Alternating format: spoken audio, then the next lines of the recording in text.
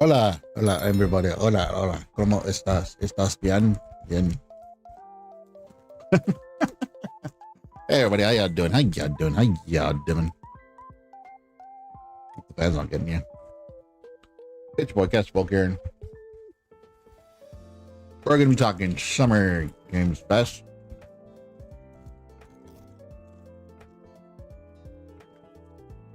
Unfortunately, I did do my workout earlier. I did a long one too, all 48 minutes. My arms are dead. All right.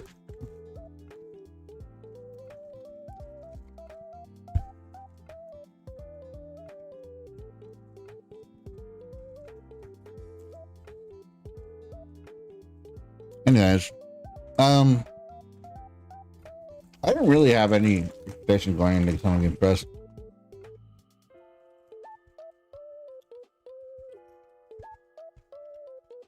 Because I don't really have any system besides a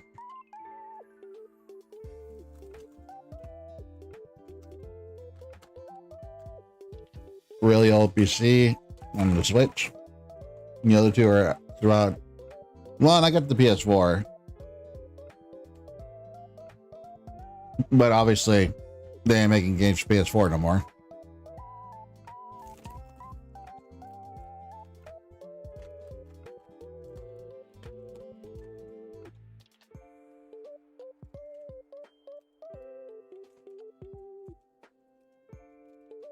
Anyway, guys.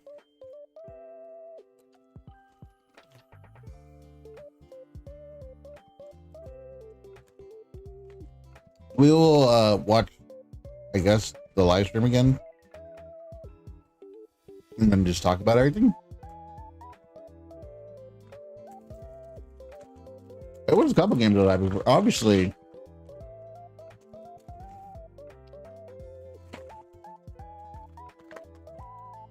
For me, it would be that game.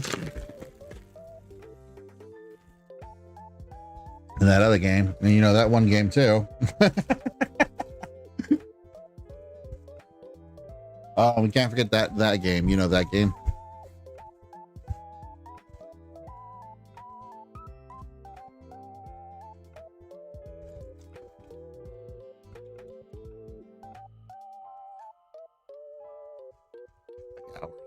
Hours old. Soda. Hours old.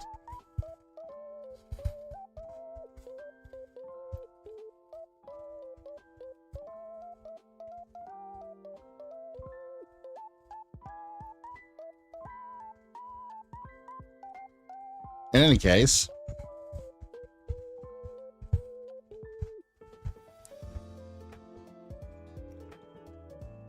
yeah, like right after Games Fest, I went and went down to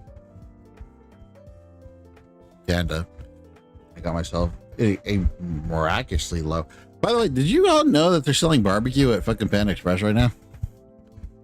And like people were like trying to get,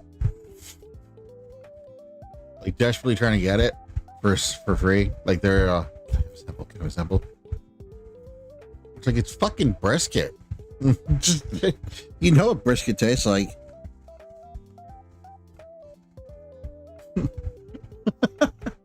Yeah, I ended up getting some super greens and some the black sirloin, and it was like only at 280 calories, something like that. I was like, you know what? I'm gonna treat myself, and I got the soup as well. And sour soup. That stuff is so good. Like I don't even put soy sauce in it. I just enjoy it. I love hot and sour soup. Like that's really the only thing with tofu I've ever eaten, and I actually enjoy.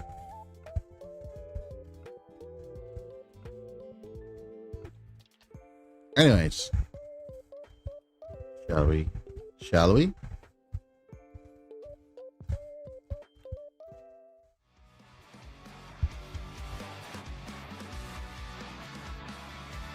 Ooh, that is loud.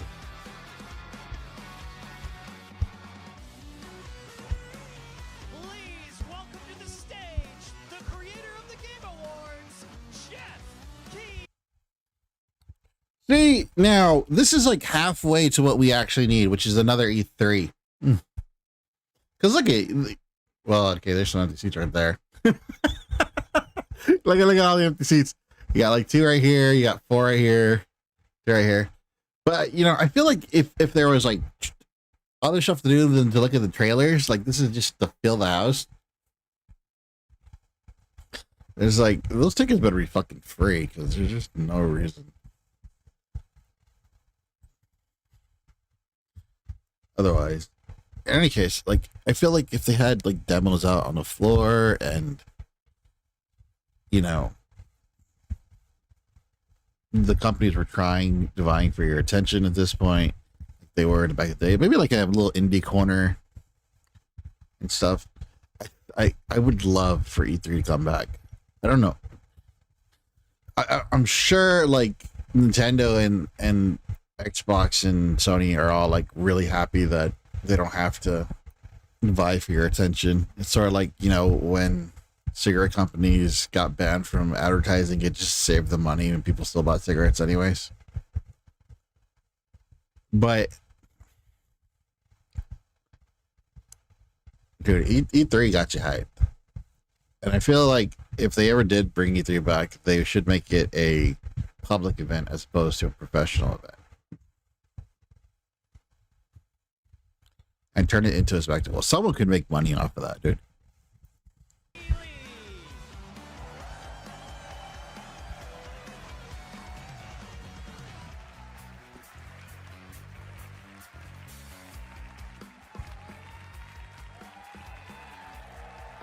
Like the LA Convention Hall? Yes, you guys are or San Diego, they could fill that easy. It's a good one, don't worry. All right, hello everybody. Right? Welcome to Summer Game Fest, gaming's biggest global showcase of what's next. You know, we started SGF back in 2020 because we didn't want to lose that magic moment every June when gamers around the world come together to hype ourselves about the future. Call E3. New worlds, new stories, new characters, and yeah, maybe the return of some fan favorites too. This is our 7th and biggest SGF, and I have to say, guys, the magic is back. We have a great show for you today. It's their biggest, and they still have empty seats. 2 hours, we, alongside some of the world's most talented game developers, are going to show you why gaming's best days are right ahead of us. What I love about SGF is that we put platforms and rivalries aside. I'm gonna be there one day when I finish my game. Everyone is welcome here today, and right now, everyone has a lot of games to play. As you can see behind me, in just the first 5 months of 2020, let's go. Steam saw a record-setting 9,265 new game releases. Woo! From 78 last year. There are now more games and more creators than at any point in the history of this great medium. Now, sure, that number would go up. And think, how can anyone possibly break through with their game?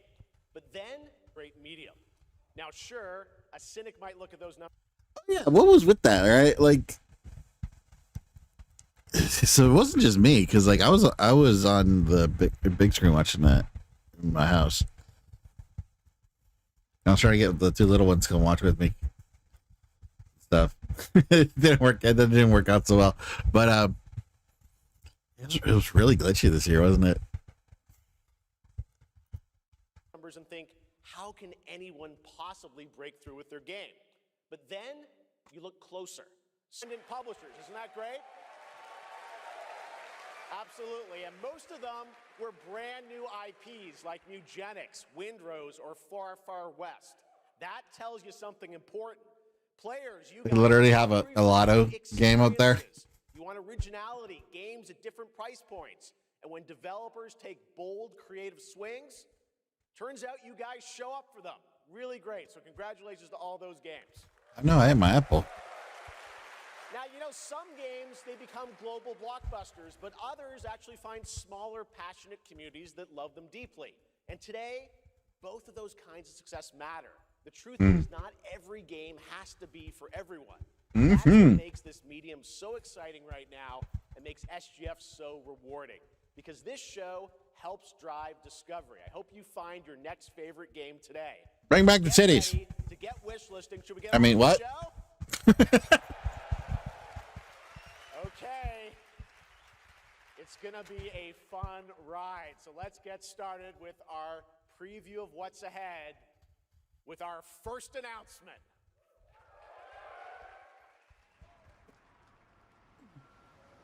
I don't even remember what it was actually shown, so it's going to be fresh reactions. 12, it was a...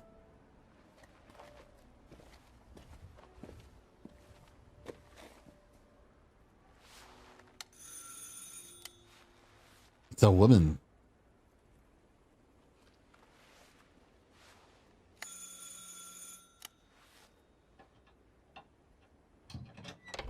Oui? Qui est-ce? So, you're the American who called earlier.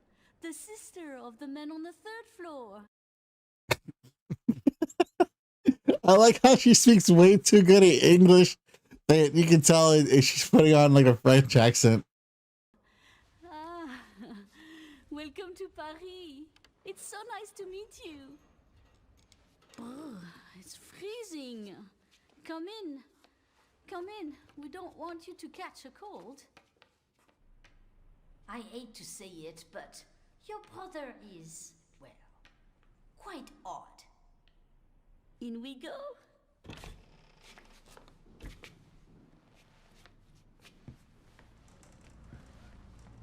In we go.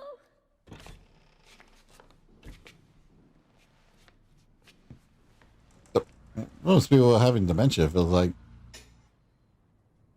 Oh la la. Mais quelle pagaille.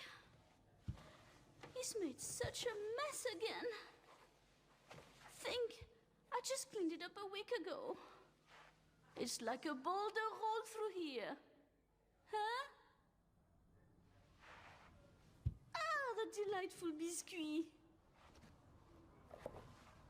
I'm sure he won't notice if we help ourselves. Oh, long. I'll bring some nice coffee to go with the biscuit.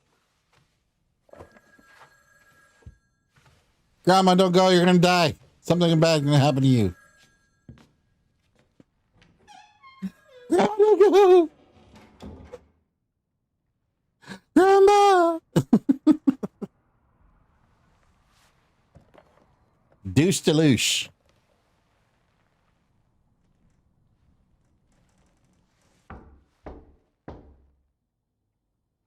Yeah, no, I ain't opening that. Also, why can nobody paint their house? Y'all like to live in squalor or some shit.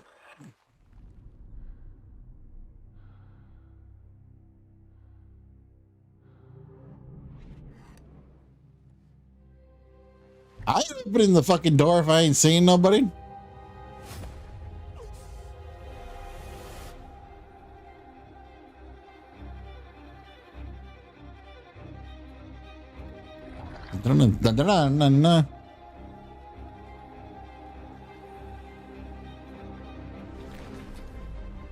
Dead things.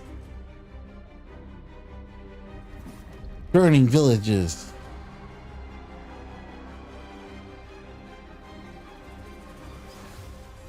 Don't move. Claire Redfield.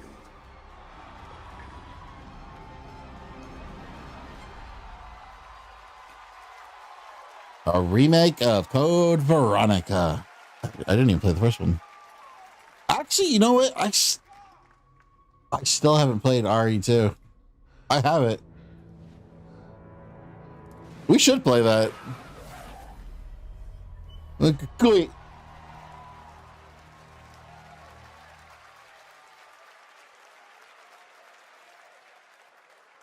Capcom on a roll. What a way to kick off the show. Resident Evil. It's a classic title from the Resident Evil universe, reimagining the experience for players. Thank you to Takeuchi-san and Capcom for that incredible news. Now, some surprise breaking news from one of the top independent Brand new games we're gonna play in the world. First game is a reskin or a remake. Cuphead here at Studio MDHR headquarters. And today, we have a special announcement for all of you. We're happy to confirm that development has begun on a brand new, hand-animated Cuphead video game. Our talented team is hard at work on this ambitious project, which will take Cuphead and friends on a fresh, exciting adventure. It's still in early stages, but we look forward to revealing more when the time is right. Well, from all of us here at Studio MDHR, thank you for... What's that one Muppet that used to do the news? Plugged in. Hello? Yes? Oh, indeed. Dude, I wish I didn't remember that Muppet's name. I never got that Muppet's name. Them. Yes, I'll tell them. Yes, right now. Also, Cuphead has a voice. Why don't you just use a TV show voice? One more surprise. A small team within our studio has been working in secret on something completely different. This new project is a love letter to the era that brought us into the world of video games. We have prepared a sneak peek, and I'd say it's pretty radical. Over here? Ahem. Pretty radical. Let's roll the clip.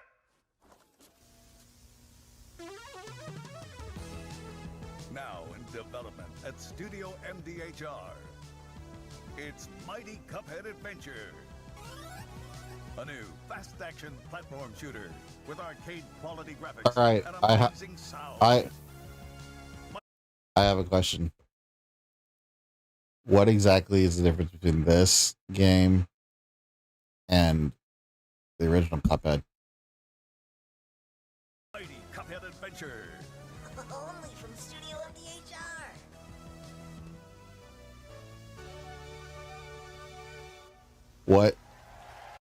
What exactly is the difference between that game and the original Cuphead?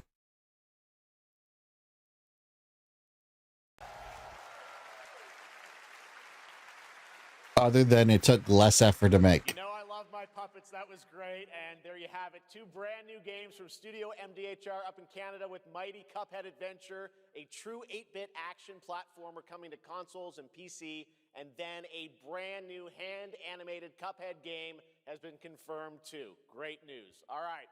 Well, now please join me in welcoming my co-host and partner in a new game discovery website called Looking for Game.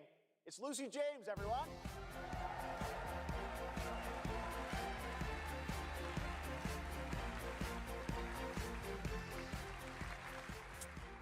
Thanks, Jeff. I am thrilled to be back here at Summer Game Fest, and I'm excited to share in so many incredible announcements.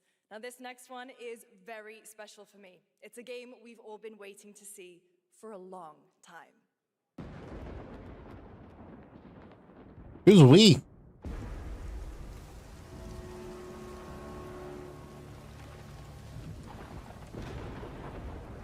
'20th Century Games.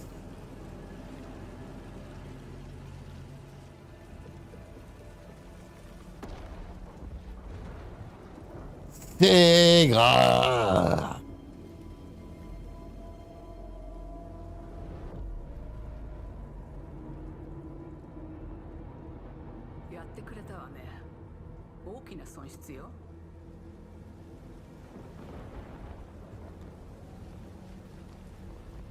Ay, te pillaron na.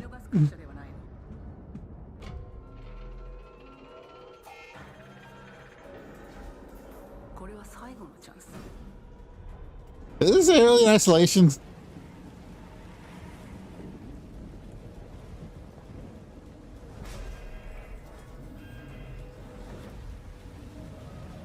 you understand? Why the fuck did you just say it for me the first time then?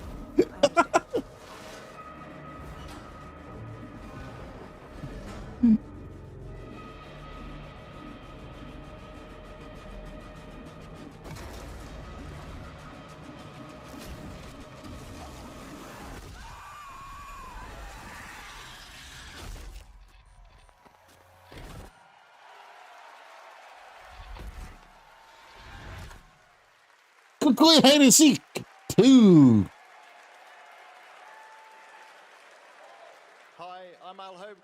director of Alien Isolation 2. And I'm Anna Sofikova, art director of Alien Isolation 2. On behalf of the whole survival team at Creative Assembly, we're very excited to share our return to the survival horror genre. It's been 12 years since we released the first Alien Isolation, and we're continuing what we started, creating an authentic new chapter which builds on that core isolation experience of escaping the terrifying, unkillable, relentless alien. Well, hopefully your AI doesn't suck. The alien on an unsuspecting colony world. From the claustrophobic confines of the colony itself to the exposed and storm-ravaged landscape surrounding it, Kurosaki Station is a new hunting ground for the ultimate apex predator. Players will face a desperate struggle to survive and escape, and we cannot wait to show you more in the future. Thanks. I mean, Thanks so much, Anna and Al. Today, we are honored to have one of gaming's true visionaries here with us in the audience. For more than 2 decades, his work has reminded us that games can be emotional and deeply human. From Eco to Shadow of the Colossus to The Last Guardian, he has left an unforgettable mark on this medium. Please join me in recognizing the legendary making games that have only one thing to do in them, but are deeply cinematic. His next game. A few years ago, we gave you an early glimpse at Ueda-san's next game, then known as Project Robot. Well, now it's time to step deeper into the mysterious, unsettling, and epic world that marks Ueda's first game in a decade. Let's take a look.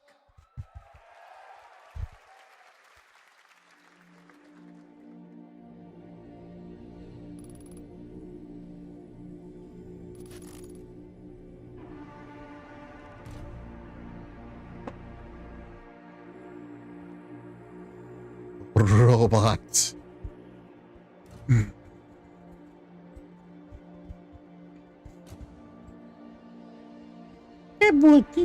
Giant dead robot. Baby robot.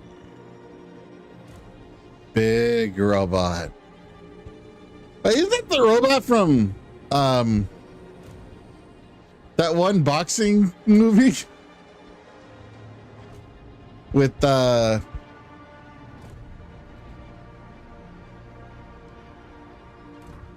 Wolverine? Hugh Jackman, there you go.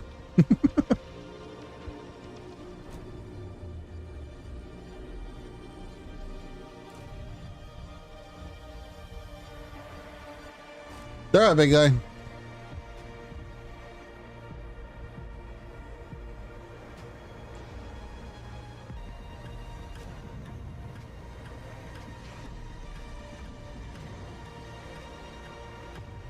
This man loves it, like one really big thing, one really small thing.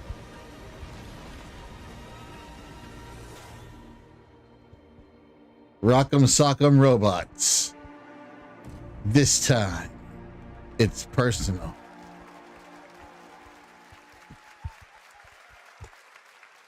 Does that look incredible? Oh, all right. I cannot wait for Gen Atlas. Thank you, Ueda-san. All right, well, next we travel to the east, to China, circa 848 AD. Blood Message is a cinematic single-player action-adventure game from NetEase. This is a chicken game. Messenger, who embarks on a perilous eastward odyssey with your son, fighting against impossible odds.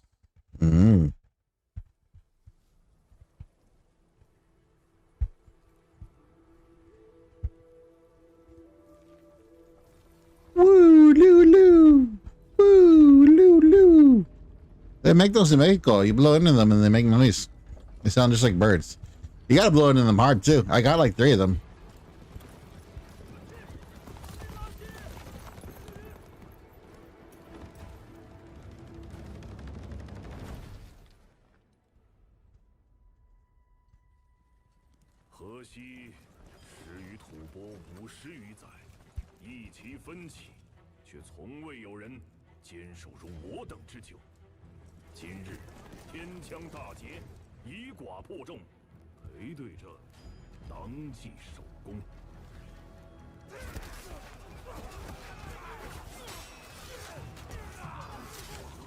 Oh, goddamn.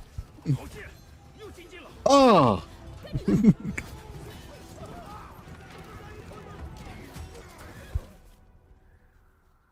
That man fell off his horse to a fucking leg injury.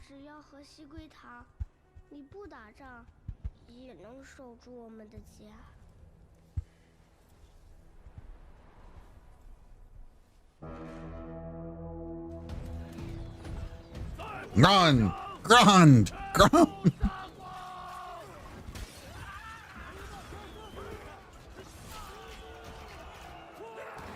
And don't use that shield at all, buddy. I'm...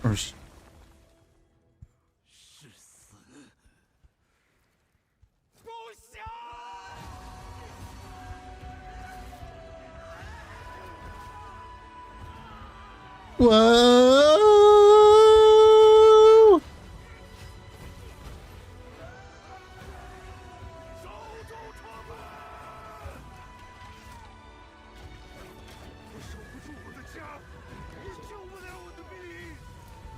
You know, you always wonder how China gets them, like the Chinese studios get the money for the games. And you remember the Chinese government will just give it to them out of spite just to fucking show everybody up.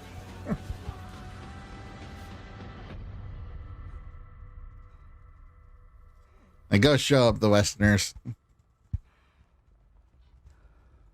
Because this game is cinematic as fuck.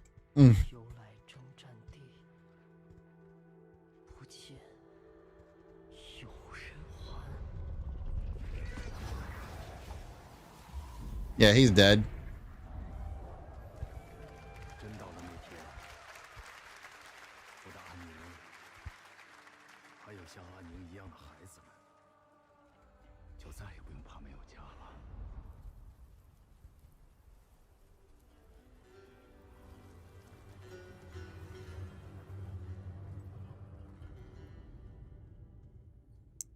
So like I guess he dies.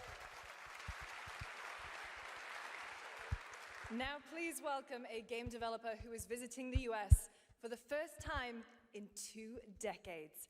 From RGG Studio, it's Masayoshi Yokoyama.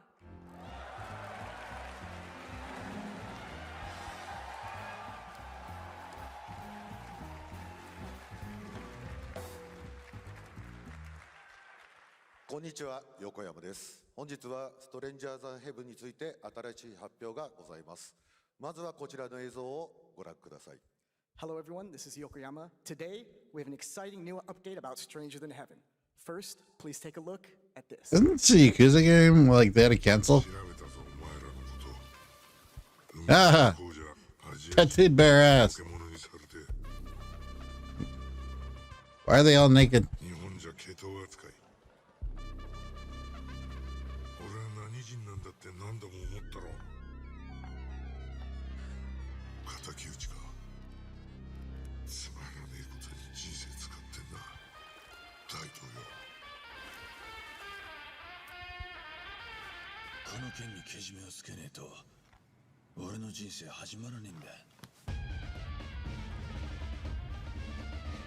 Man, Juice. Snoop Dogg. Tori Kelly as well. Yeah, nobody knows who those guys are.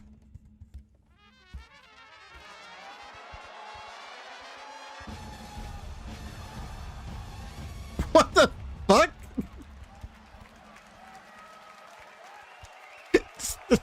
Just out of nowhere.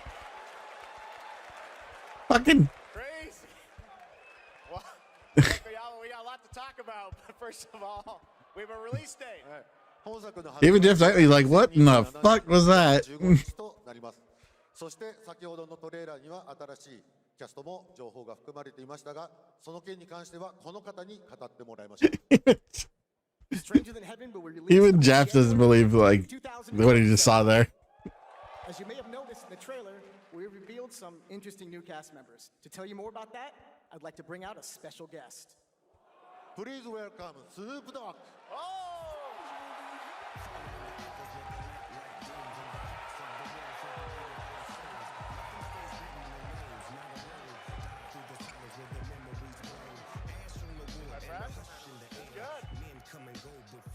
Snoops, everyone's talking about this What up, game. though? It's so good to have you here, man. That's crazy. So you teaming up with Yokoyama. Tell us, how does this happen? Why do you want to work with RGG? I mean, I'm a big fan of Sega. I've been playing that game since it first came out, and you know, to be associated with such a great game and such a great person like this and the team that they put together, it's an amazing, you know, feat for me. So I'm happy to be a part of it. Now, Does he? Does he? Did he say Sega instead of the actual game name? You know, the Tupac estate and my son and myself, we work very closely together. So it just made sense to put him in this game because his likeness and his spirit still lives on, and I just feel like it was so connected to what we're doing. So what y'all think? What the fuck? Game looks insane. I'm sure you got more surprises in there too. No, let the man rest. Stop fucking trying to milk your. Looking forward to hearing more on Stranger Than Heaven. I also want to ask you though about something a couple years ago at TGA you and Cordell talked about. Man, rest. Stop trying to milk your dead buddy. Want to do any updates on what's happening there, DRG? Yes, sir. Death Row Games, you know, we're building a hip-hop gaming universe, bringing an authentic culture to life, you know what I'm saying? And we just got a lot of plans that we're planning on actually bringing to life in the next, you know, couple of months. Okay, well, we'll hopefully hear more on that soon. Yes, sir. Thank you very much, Snoop Dogg. Thank you for joining us. Thank you. Yokoyama-san, Jamil, appreciate it. Thanks, guys. Fantastic. More crazy stuff to come. All right, next we're excited to announce the stunning debut title from a new studio in Sweden. Hex is an open-world action-adventure game from key creators behind The Division and Little Nightmares. You brave the wild north as researchers stranded in a mind-bending, player-shaped So it'll be scary. world. This is a very cool game. Take a look. I feel like horror is the easiest way of designing a game. Like, you can't really make happy games. That's like party games. So a lot. It's like, well.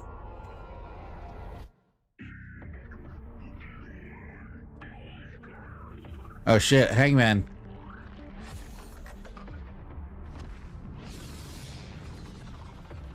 The Hangman's back with a vengeance.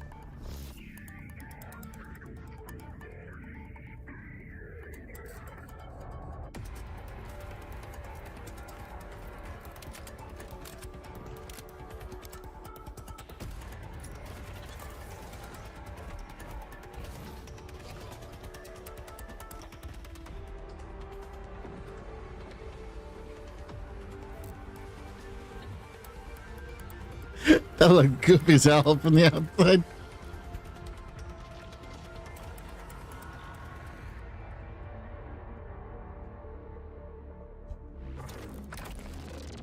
Hex or Hex?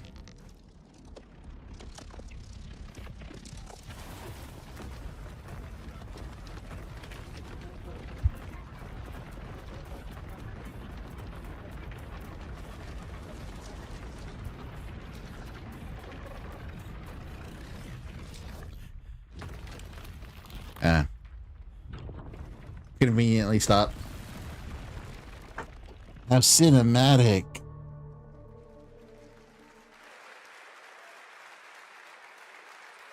I can't wait to see more from Hex. It looks absolutely stunning. We have much more Yeah, MTF to I wanna see gameplay. First, on June 14th, Dead by Daylight is celebrating its 10th anniversary. Watch this closely because here's a little tease of what's Oh, ahead. the Kukui is the game.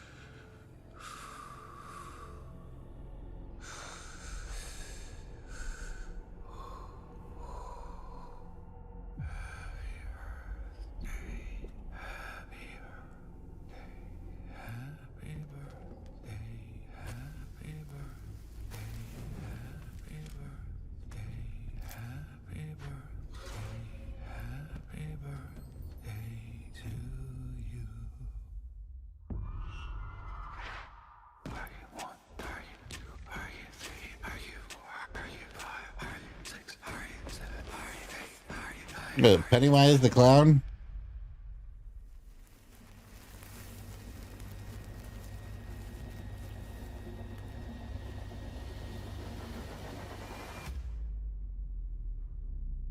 I'm a 14-year old. Really? I'm sitting here.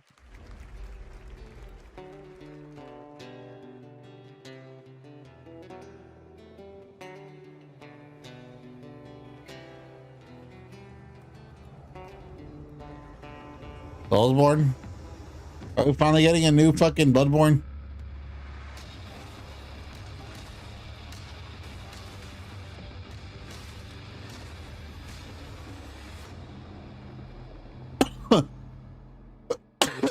Nope.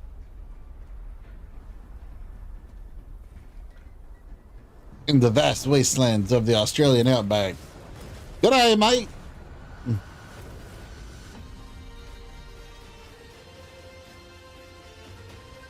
Never mind. This is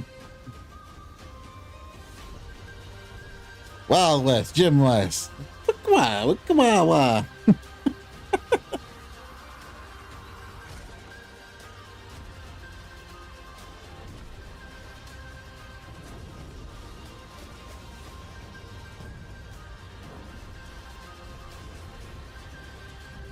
Steampunk Mad Max. I'm getting hella Sea of Thieves vibes from this.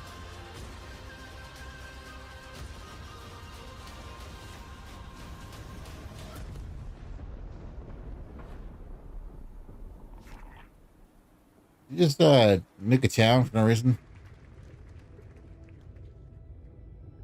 Is it dangerous?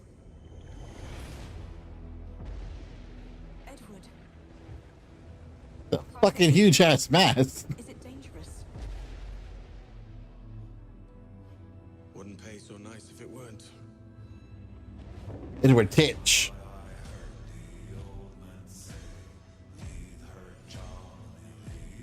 Gentlemen, we do not plunge headlong into folly on the orders of a Yo ho, yo.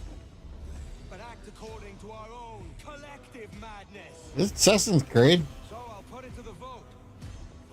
All those in favor of storming this cove and taking this ship, stomp and shout aye!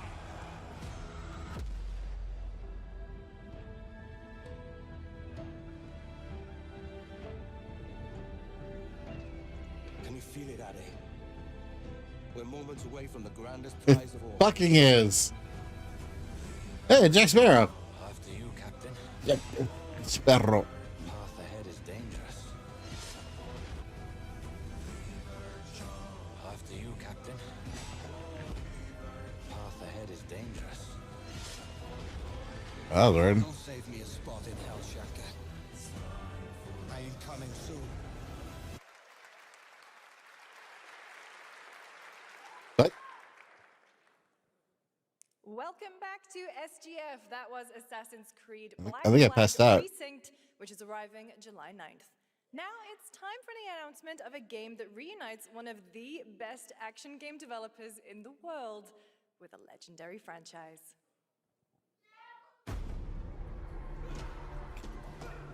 The guy in the background. Yeah, but dude.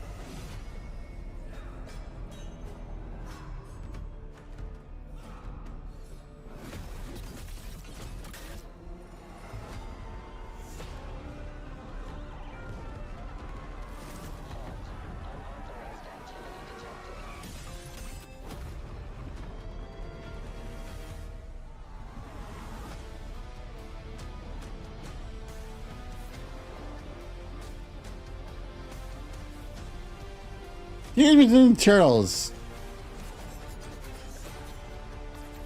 Oh no! You're gonna scar so many kids getting that.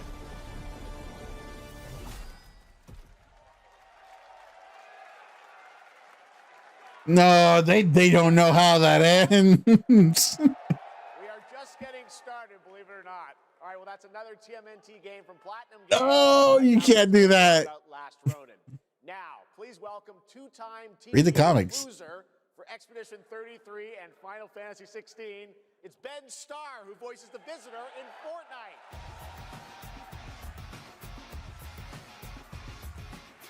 You cannot fucking make a game of The Last Ronin. Are you kidding me? Hello, Summer Game Fest. That's evil. I have had the incredible opportunity to step into the world of Fortnite as the Visitor. And today, I finally get to share a glimpse of where that journey is heading next. We've been working on this for a long time, A new season is about to begin, and everything is about to change. Let me show you what's coming in Fortnite's next season, Runners, launching later tonight. Runner. Well, I don't play Fortnite, so I don't know. The hunt for power breeds chaos. And that chaos is spreading with the... At this point, what the fuck is Fortnite anyways? It just seems to be the collab game. They can make you stronger, faster. Gave you Backpack-a-mon. No one can resist that kind of power. So we must secure them.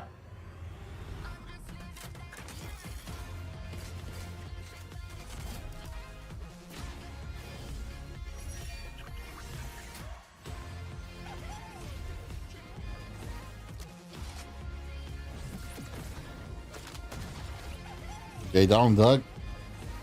I'm sorry, is that John Wick? The fucking is John Wick.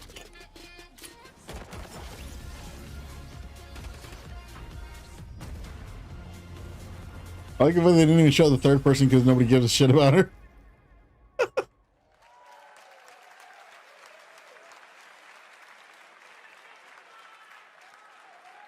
Now, if you're wondering how we end up on this new island, you'll have to jump into the Shattered event happening live inside Fortnite right after Summer Game Fest. This season, we asked every player to choose a side, and in the live event, that choice changes your experience. It has all been building to this moment. The party starts at 7 p.m. Eastern Time, but the doors open early, and trust me, you'll want to stay to the very end of the event. I've got a little surprise waiting for you. The stage is set. You chose your side.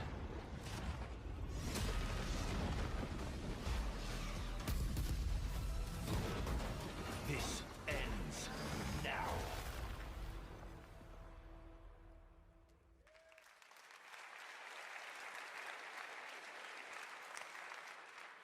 Now it's time for a special announcement from Bandai Namco about one of the most influential sci-fi franchises ever created. On Earth, mankind measured time by seasons, not sirens. For a moment, the future felt promising.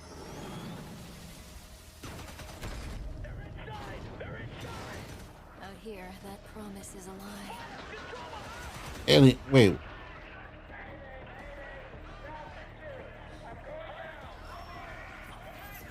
Is that the Major?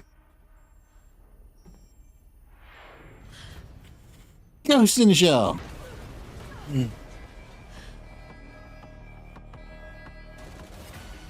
No, that's a fucking Gundam.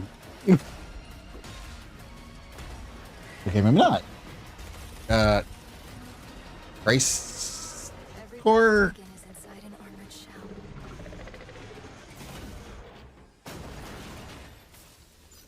Listen to Zaku. Yeah, that's 100% a fucking Gundam. That is a fucking Gundam. It remembers one man. The pilot.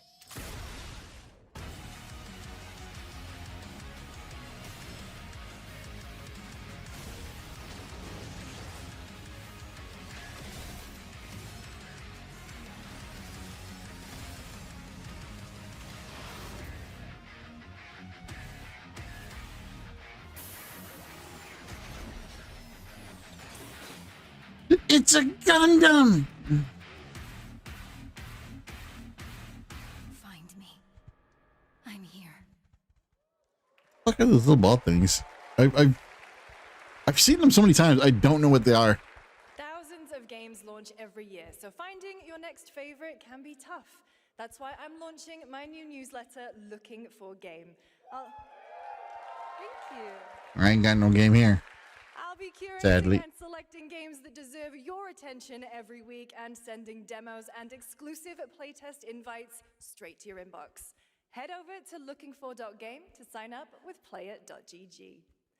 Speaking of fun, unexpected games, this next title comes from a solo developer, Adrian Mulero from Spain. It is a co-op physics game about 2 geese and 1 very fragile egg. Okay, Honky, ready to be a parent? Sure, don't worry. This is a piece of cake. Goose Game Part 2. Be careful with our little baby. Don't drop it, don't drop it. Careful. Be careful with our little baby. Don't drop it, don't drop it. Careful, to left, your other left. Oh, it's a freaking streamer game. It's a streamer game. Are you listening to me? What is this? It's way too hard. Watch out with our baby. If we work together, I know we can do it. How? This is extremely hard. Oh gosh, that looks really hard. Maybe if we look for some more people, it would be easier.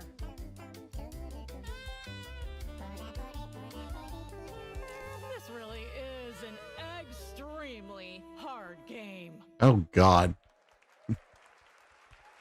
Congrats, Adrian. What a fun game. All right, now it is time for a debut game from a veteran team of developers who come from Naughty Dog and Infinity Ward and other amazing studios. Over the past half-decade, they've quietly been working on an ambitious new project. Here is the global announcement. People are endlessly disappointing. Yay! Another generic shooter. Why do people always make generic FPS games? They lie. All right, this is third person. Okay, so maybe it's okay. Yes, dogs? Yeah, I got one of them. So that's what I say when I look at someone like you. Bully. See, that's where we're different. I genuinely like most people. Oh, well, then you're truly a sick fuck.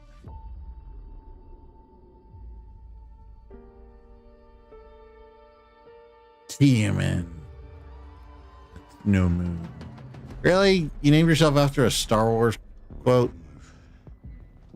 They'll be coming for you. Coming for us.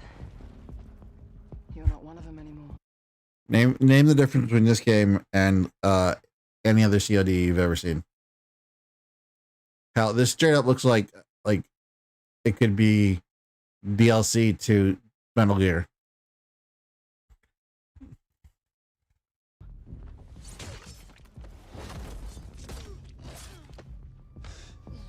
Yeah, well, that's temporary. Just like you and Hey. me. You guys don't understand the real threat. Not like we do. Is it zombies? What? It's gonna be zombies, isn't it? Gun zombies. Need to survive. So be it. For now. Either we fight those things together, or die alone. All right. I have the phone. No. Do not touch him.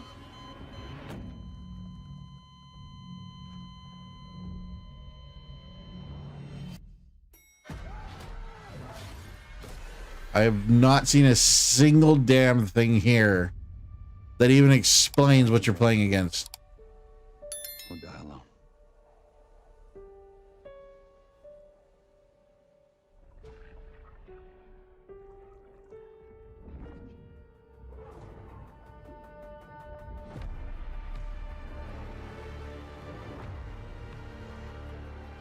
Crossfire, crossfire, you'll get caught up in the crossfire.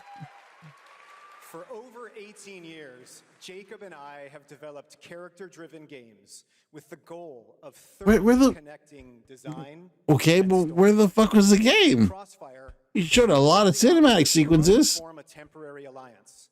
Depending on one another is their only chance of survival.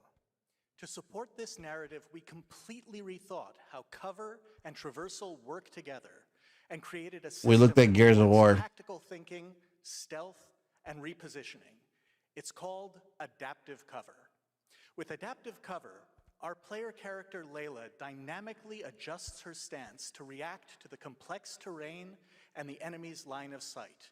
It fundamentally changes your relationship with the environment and becomes an active skill to master. Shout out to our amazing team at That's No Moon, who are We have a crouch button. crafting Crossfire. It's for all of you who, like us, love high agency, single player, story driven games. Thank you. I would have loved to actually see some, reveal of what the big thing they're fighting is, or Introduce the next game from Remedy Entertainment. Here's a new look at the mind anything actually explained what the hell your game was about. Oh, this game again. 7 years. The oldest. This is like the fucking fourth time that they've shown this game. Everything we tried to contain is now loose in the streets of Manhattan. They showed it first, like during the Nintendo Direct, then they showed it during Resonance is beyond the State of Play. can currently measure. It's all quite terrifying. I love Gravity Rush. And fascinating.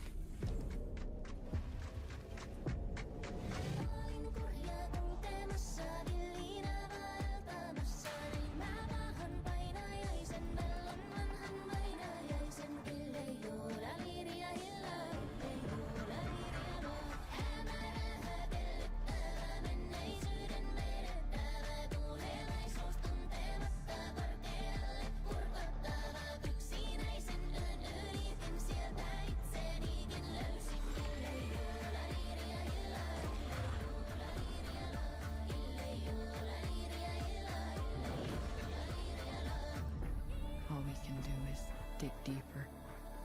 Keep searching for the solutions in every way we can.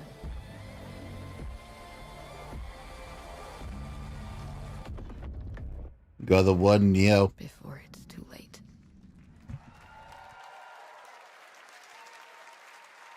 Right now, it's time for another Summer Game Fest exclusive, the announcement of the next game in a storied franchise. Mega Man.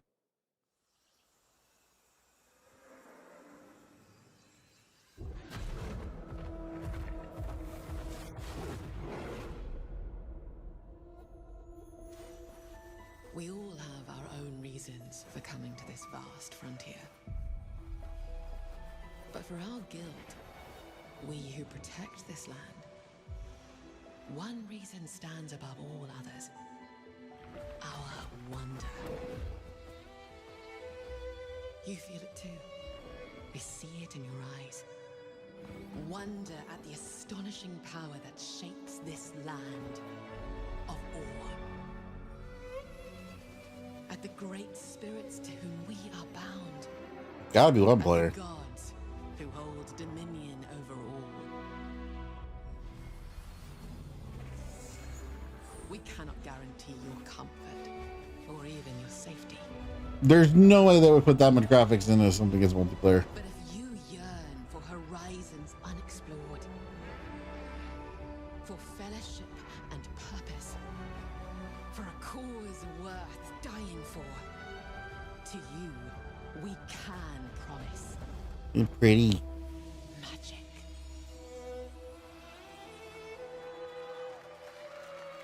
Guild Wars is still alive. Hey, Levick, how you doing?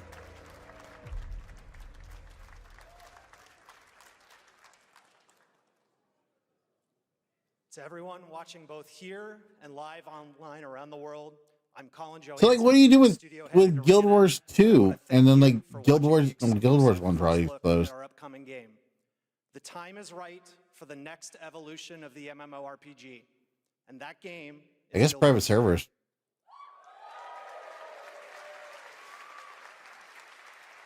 Zabivaka.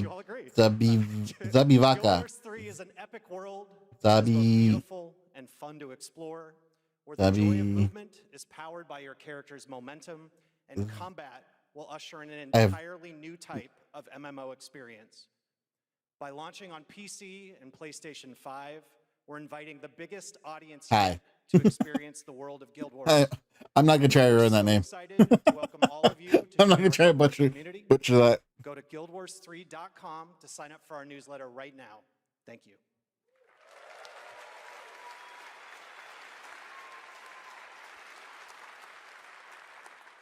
Thanks, Colin.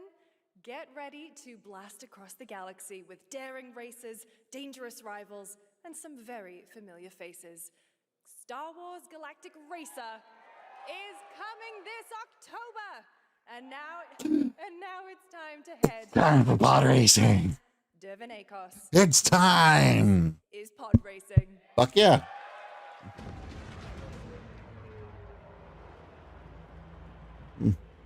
Welcome to DOVA-SYNDROME, where champions are born. This sounds like Loki's VA trying to do what you call it? Tim's voice. Is that fucking Sebulba? Racers don't go head to head against Sebulba. Legends do. They are not your friend. It's fucking Sebulba.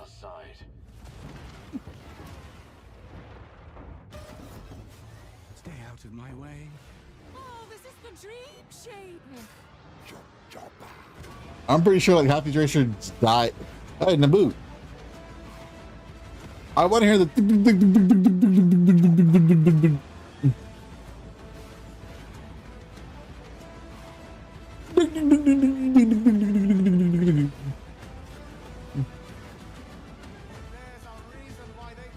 If this game is anywhere near as good as Pod Racer was, it's gonna be amazing. It looks good, but like again, it's easy to look good.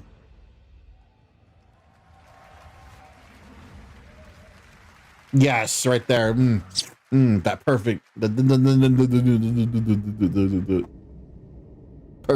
Perfect. Among Us. Oh shit, it might be Among Us. Among Us single player.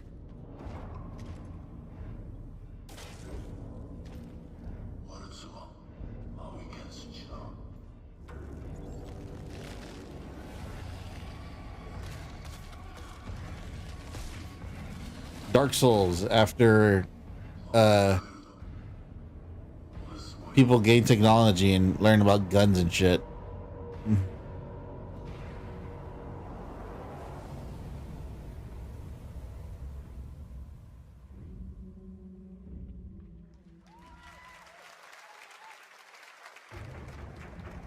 Tiny build.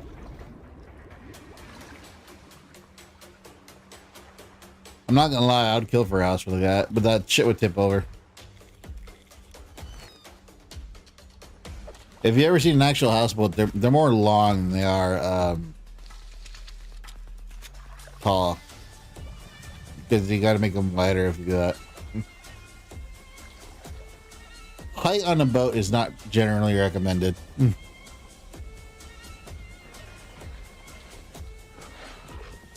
We interrupt this fishing game to bring you zombies.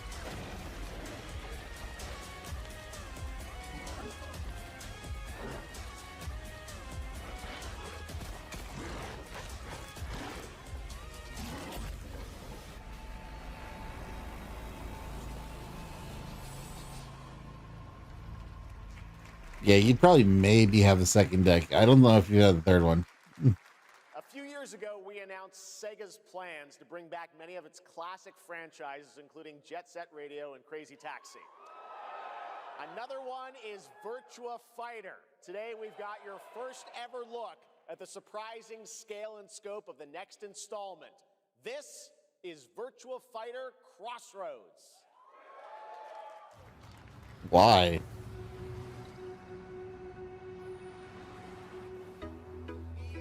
Okay. I'm only going to say this right now. This is for the evil community because you cannot, not a single person can name a character from the last Virtual Fighter.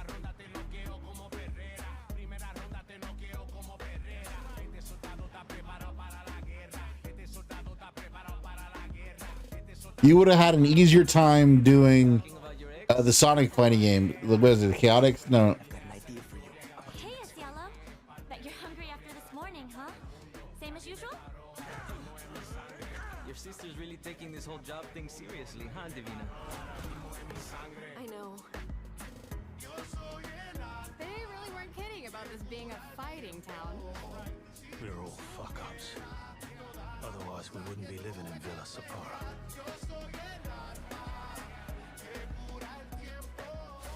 Kill them all. Virtual Fighter. Dominican Republica. There he is. Shit. This is not gonna blow over, Cielo. You fucked with the Chinese mafia. What the fuck is the Chinese mafia doing in like... That was Hispanic music, right?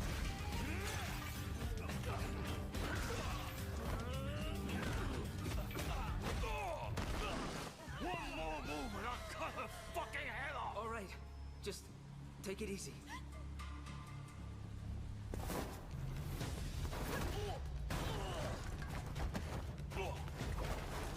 We added Chun-Li so you have someone you recognize.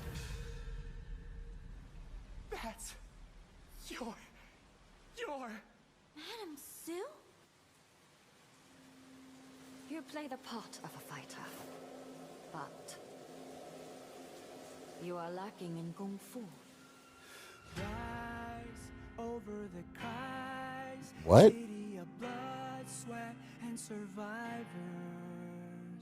Lives rolling like dice. Once you're inside, there's no surrender. That's Pai Chan. Who's Pai Chan? What? Yeah, I'm with that girl. Who? 25 years since RuneScape was born, and 20 years tomorrow that Duriel 321 wreaked havoc in Falador. Finally, this legendary universe is coming to console with RuneScape Dragon Wilds, playable now on PC and early access. They just Here's a new look. mentioned like a regular character.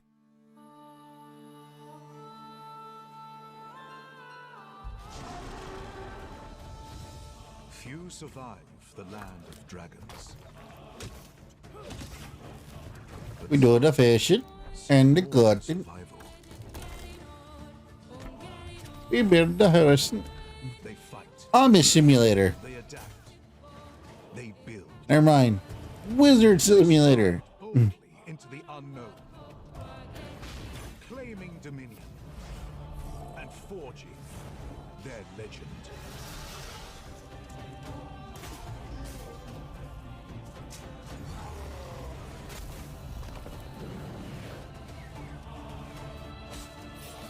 Okay, I know people are still playing RuneScape Classic.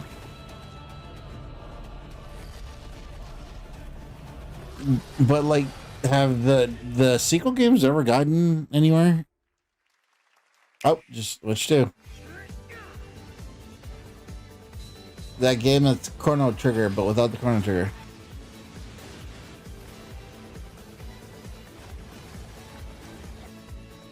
One of the best looking games I've ever seen. No Man's Sky for children.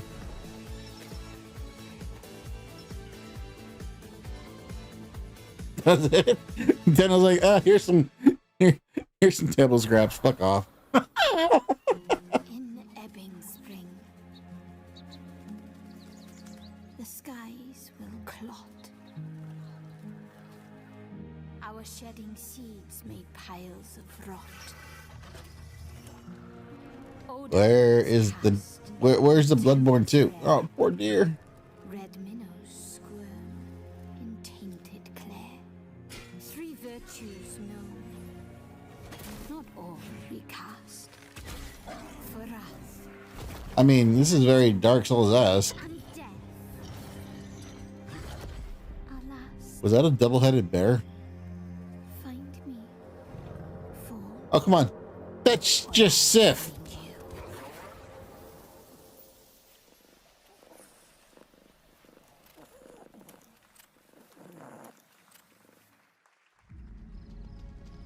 Welcome to Brook Hollow Park. It's okay, they're not actually monsters. We're just a lot smaller now. Clever girl. You're looking at a living fossil. Hey guys, you're gonna want to see this! Please tell me that was your stomach. Hold on to your buggies for a survival epic. Like, they're supposed to be kids, but what happens when you lose? Is like the bugs just eat you? Games about children being sacrificed to science.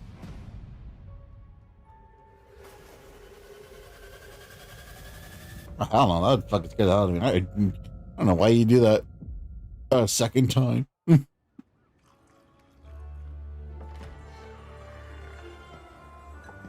Some guys leave it. Johnny. Let it ride on a roll of the dice. Oh shit, it might actually be Mafia. Not me. You can have all the luck in the world. But what matters is the choice you make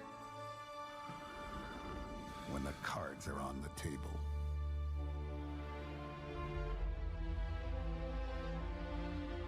Man of honor. Man, we gotta stop playing up the fucking Mafia as being good things.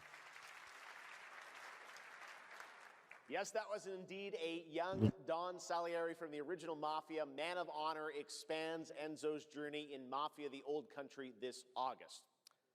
Okay, can you imagine working on something for 16 years of your life? Back in 2010, the creator of Assassin's Creed set out on a journey to build his next time-bending epic. Today, after many twists and turns, it is finally time for Patrice Désilets to invite you in to his new world. Why does the video keep like audio shifting?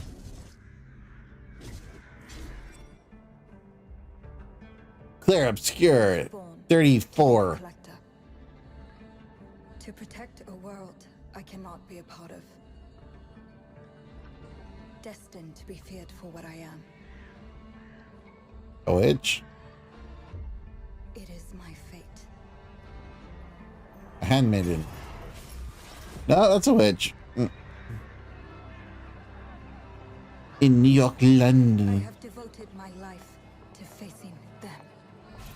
Those granted the power to raise souls. Those corrupted by their Well, gifts. it would be York, wouldn't it? Tilting the ancient balance toward cataclysm. That is a witch. But at last, they're dead.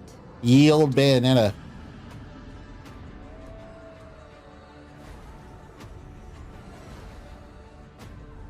Every choice, every breath has led me to this moment. They're gonna kill all the cats. As the moon bears witness, I take the first step. My time has come. I am ready. I am certainly.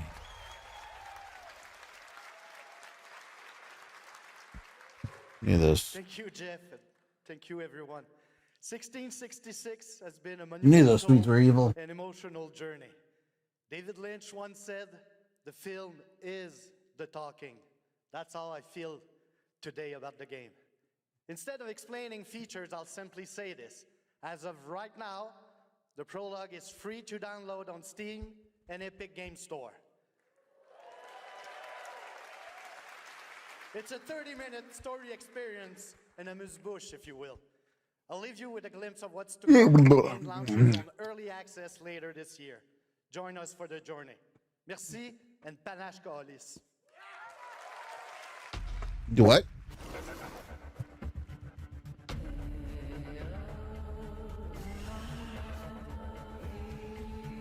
Be a kitty.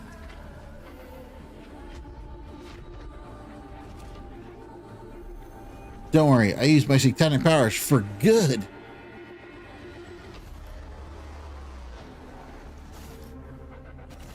This is a bandana.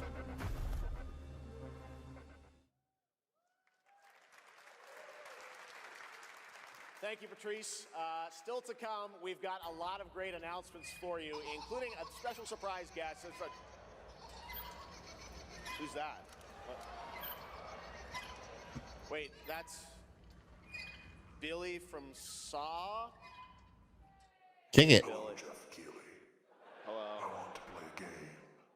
Oh, you want to play a game? Well, that's great. We're here at Summer Game Fest. This is all about playing games. It's perfect. Roll the tape. You heard the puppet. Roll the tape. I think someone didn't follow the correct.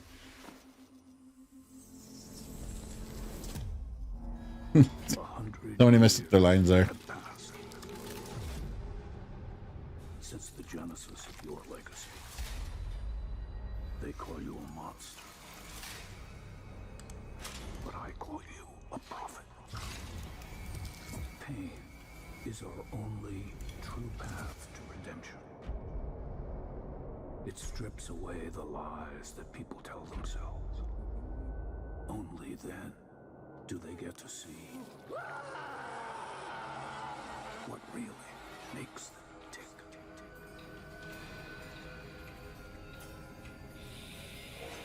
A sacrifice must always be paid in blood.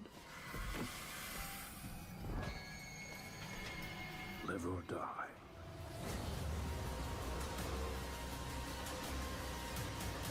This is there.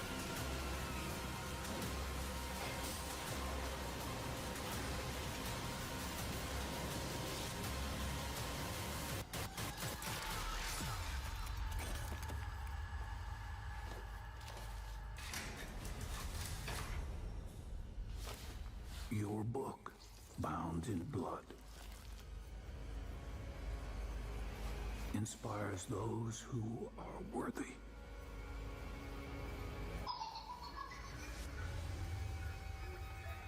The spiral bleeds ever deeper. Let the games begin.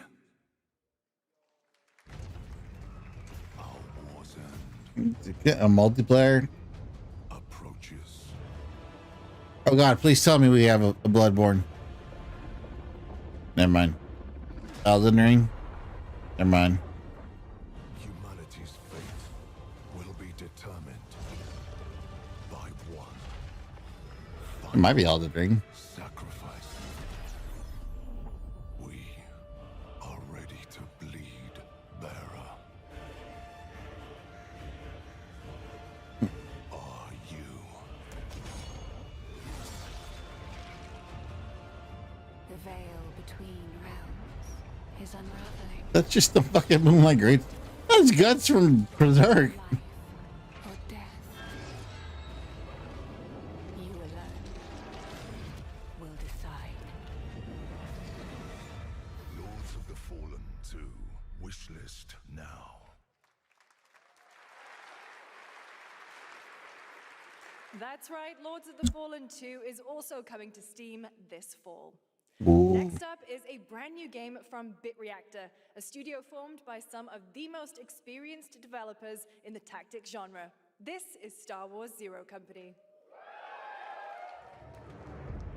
Intelligence was just briefed of Separatist fleet massing in the Serralana system. Then we need to make our move. You got someone? This is Bad Company. Zero Company. What do you got for me, Fennec? Word Silius. Coil's been spotted meeting with local gangsters. Find out what they're up to. I've been tracking Fathom for months. She's at the center of it all. All right, let's get a team together. Is this an XCOM game disguised as Star Wars? It might actually, yep.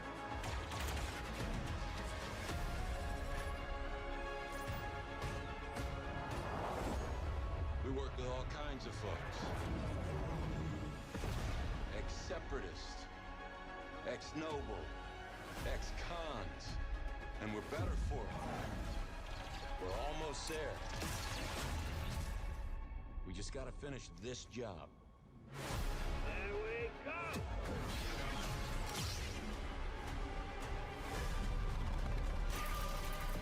General Skywalker.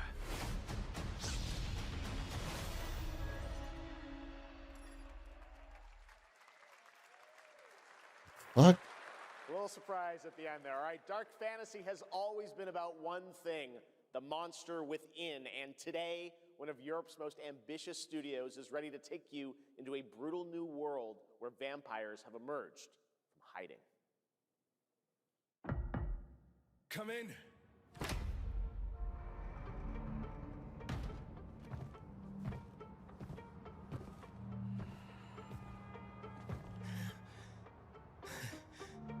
Oh, shit!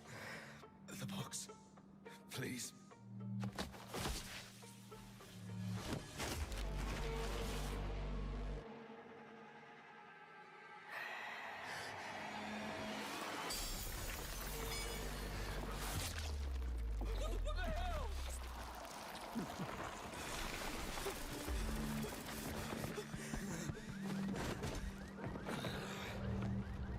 It's like a way. You don't give up easy, eh? Well, neither do I. You certainly have reasons to hate Morbius. It's Morbin time. You've ruined my life. We crave the same thing. Evil? Am I evil? They adore me. They're a pawn in Prentice's hands, nothing more. This won't end well for you. I've done the unthinkable for my own family.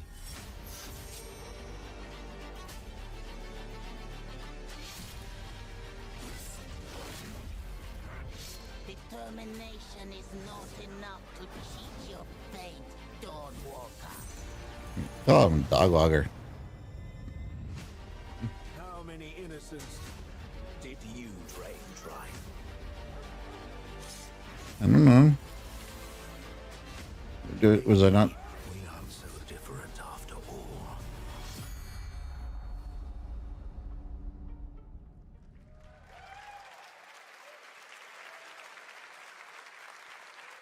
Hello everyone. My name is Konrad Tomaszkiewicz and I'm the game director of The Blood of Dawnwalker. Oops. What you just saw was an invitation to join us on an adventure. Adventure I started mine. era cultures in our story-driven open-world dark fantasy saga. The first part, a CGI, shows where our saga leads to, a present-day adventure. The gameplay segment that followed is from our current game, and it's an origin story of Cohen.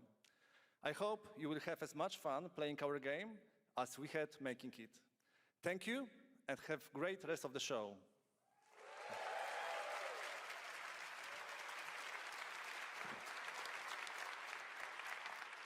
I will. Thanks, Thank Conrad. you, sir. Next, the creators of Among Us have been hard at work on a new project. And today we're revealing it for the first time. Among Us.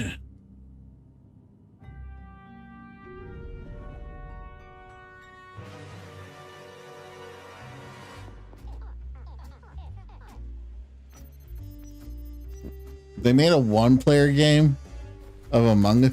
What the hell?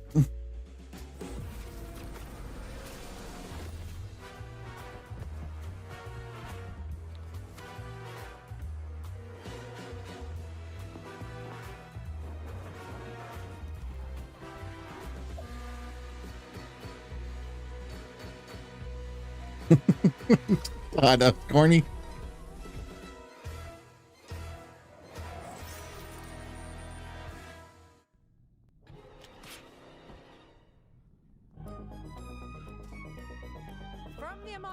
TV series, please welcome Yvette Nicole Brown and Liv Hewson.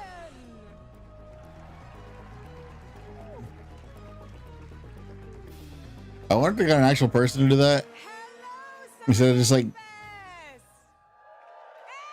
getting a doll and like throwing it on the floor. We are so excited about the future of Among Us. As crew members ourselves, our task is sharing even more good news about the animated series. Is it an animated series? Yvette? Look, I know fans have been dying for updates, but there's a dead body right there. And the imposter could be any one of us. It could be you. I think this calls for It could be me. It could even be. You'd rather call a meeting than complete our task. That's suspicious. I'll have to report this to Mira HQ. No, I mean, I don't think there's any need. Take it up with admin.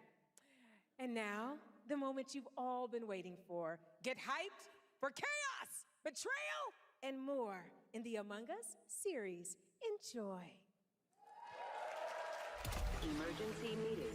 Crewmates, our fellow mates of crew, hath perished. They would have Why are you talking so weird? Let me yeah, but I just don't understand why you the official cause of death. Acute. Oh, it's gonna be one of those cartoons.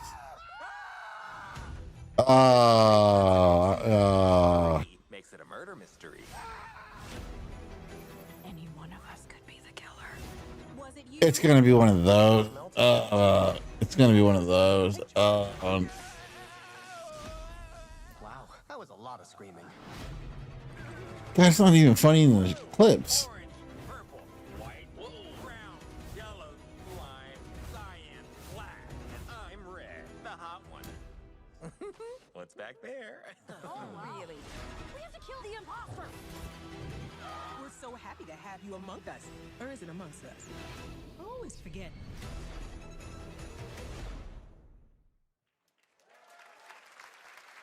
Would you believe me if I said some of our biggest surprises at SGF are still to come? Stay tuned. And it turns out there's more coming from one of this year's best reviewed games, 007 First Light. Here's a first tease of a new story mission coming later this year. We've received an urgent call from Aleph, James.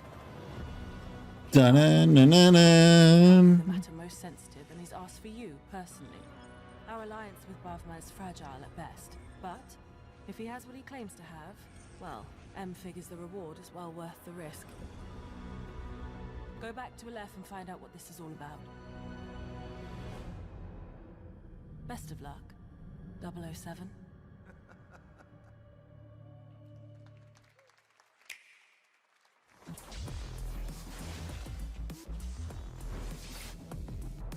The fuck? Is that Final Fantasy 14?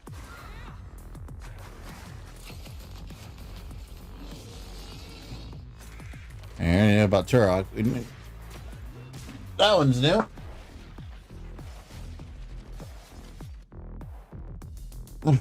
Switch is getting 14. God, why? They couldn't even run fucking Kingdom Hearts.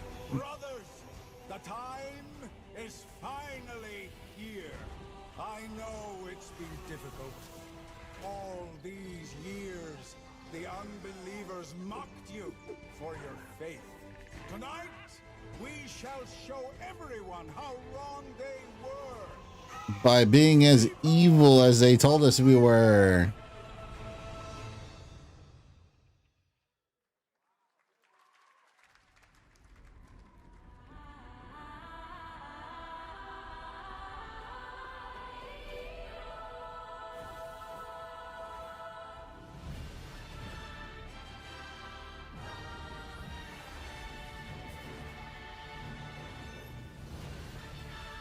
This game looks super Korean.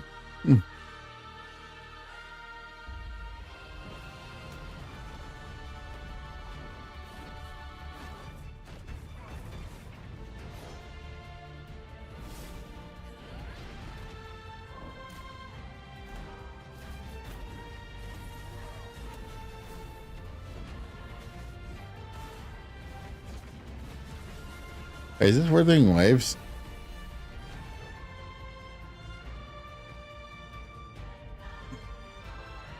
Nope.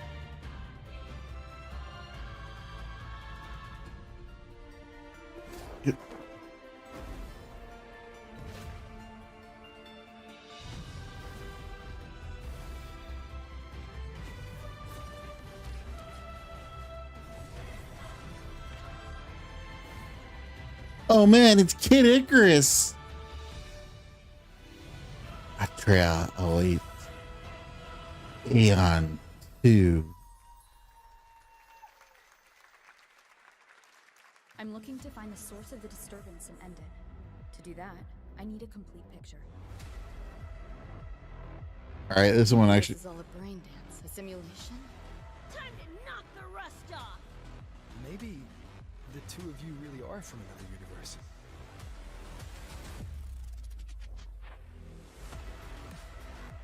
Yeah, this. I'm pretty sure this is Wuthering Waves because I think they were doing this, weren't they? Run. I'll erase you at the finish line. Deleting your ass. Come on! Eat less, loser!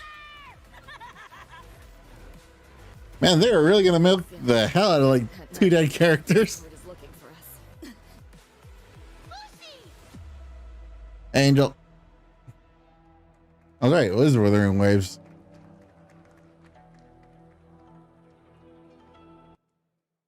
How are they gonna explain the fucking difference in style? Look at what's ahead for Wuthering Waves and its collab with Cyberpunk Edge Runners on June 8th. Now, if you want to track all the games shown today, head to player.gg/SGF to see the full lineup and wishlist your favorites across all platforms. I'm good. Right now, it's time for news on a massive expansion coming to a franchise that has been on this stage before. Final Fantasy. That is Monster Hunter.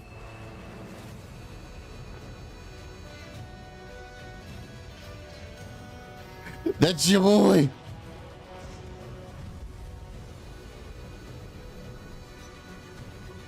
Oh, we fucking Valtrax now. That's gotta be Valtrax.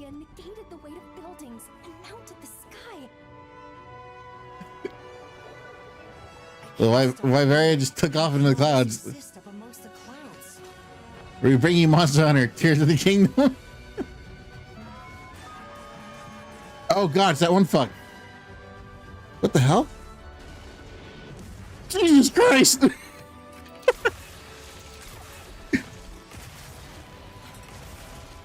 Oh, we got power arms now. Looks like it speeds up your moves. What in the fucking Beretta is that? All right, that's a Guardian. The environment with just their presence. A moving natural disaster. Jesus Christ. Hallelujah, it's raining. Fuck. Fuck. Of course it has to be back.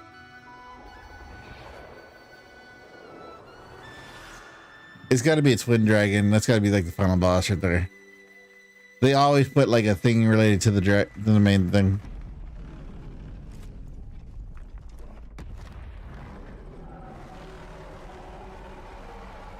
Was that Lao Sheng Lung?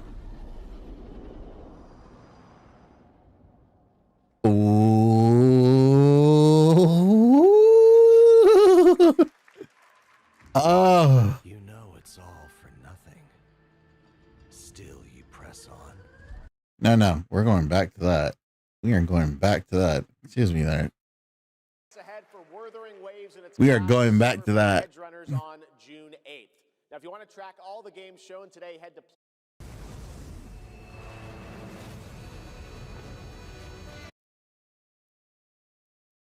I'm so glad we get to visit Pandora, the world of Avatar. Pandora, the world of Avatar.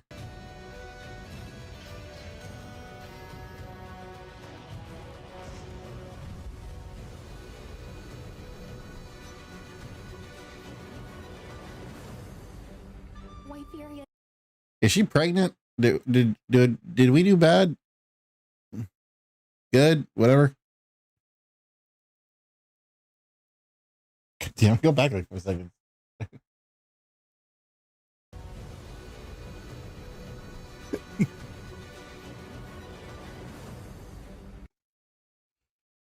No. She looked pregnant. White Furia negated the weight of... Why? Why did we get rid of the beautiful hair and the back hair and the wild hair? Also, I think isn't that Fabius's shirt? Are you trying to tell us something, girl? buildings.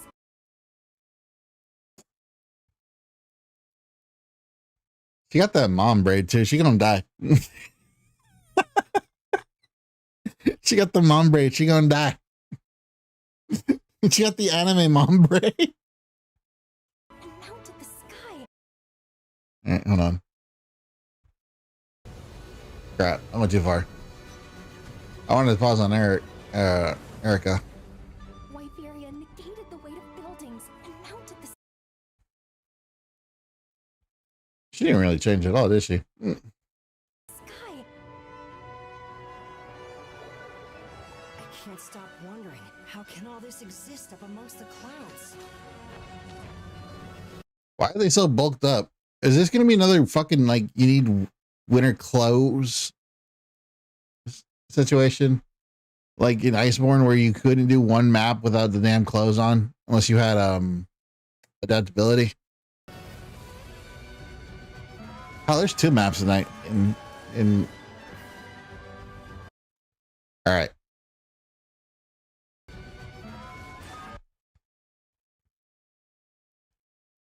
That reminds me of someone. That reminds me of 2 different dragons. One is Valstrax, so I think Valstrax is going to be in this game. The other one is that one little bitch who summons other monsters.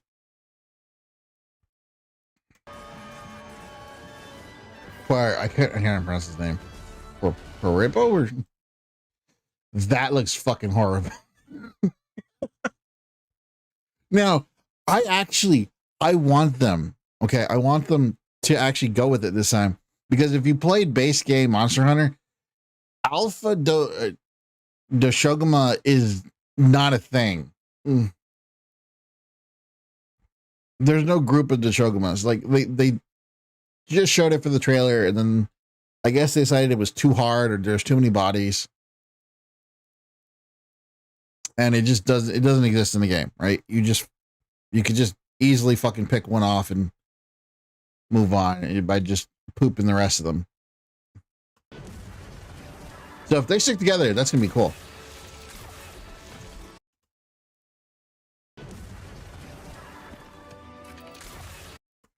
Me prepping my masturbation hand.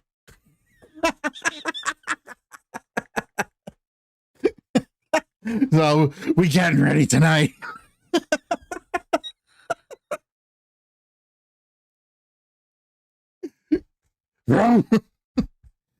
We going full throttle. I got private browsing up and everything.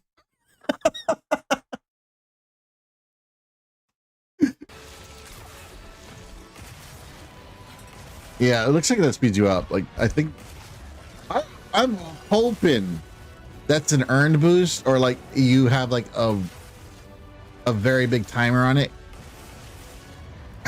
Because like the game's already considered too easy. Did you imagine fucking seeing bears falling out of the sky like that? Can you imagine seeing just bears out of the sky like that? Castor. Too powerful to tame, too difficult to reproduce. And of course that fucks there. I wanted Adult Claw. Like, why can't we have the Gundam? I want the Gundam. Give us the Gundam. Sounds like an elder dragon.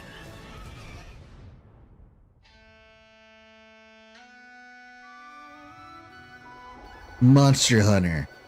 Tears of the Kingdom. Sendance.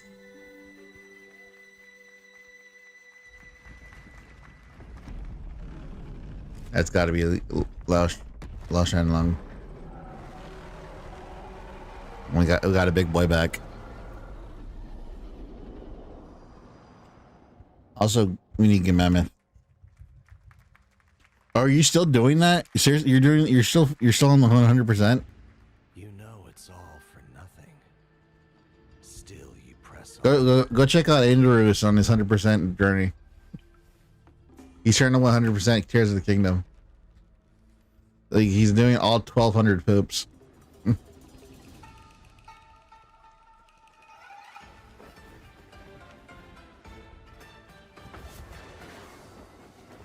Hey, it's Chinese Doctor Strange.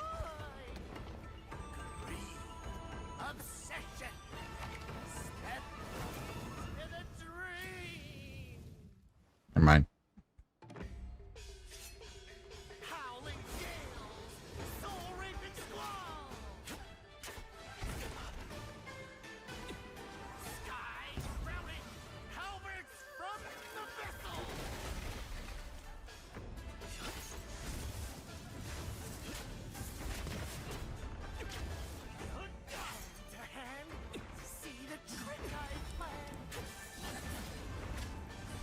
All right, I would have rather you had kept that in like Chinese because I think it would have worked out a lot better, or Japanese or whatever the original language is. Let me just say that.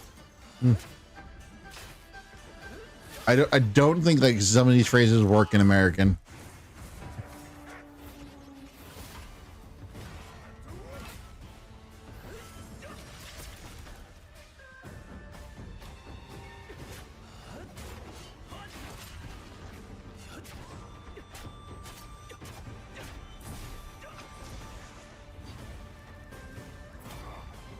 Wait, there's an enemy totals for that game?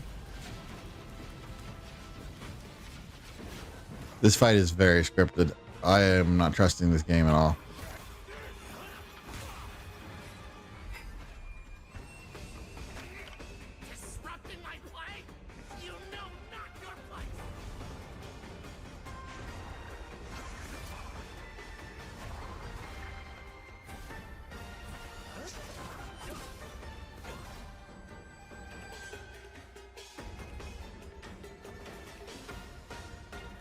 Nothing up my sleeves. I could probably one-tap his ass. Swords of Legend. Take your time. Enjoy. What? That was a new look at gameplay from Swords of Legend, a fantasy action RPG. There you saw a boss fight against Kong Kong Zi, with each move pulled from real centuries-old Chinese magic tradition.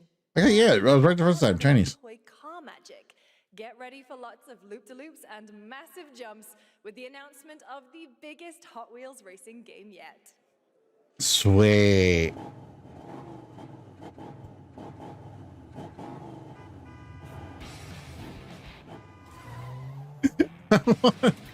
I want this because it looks dumb.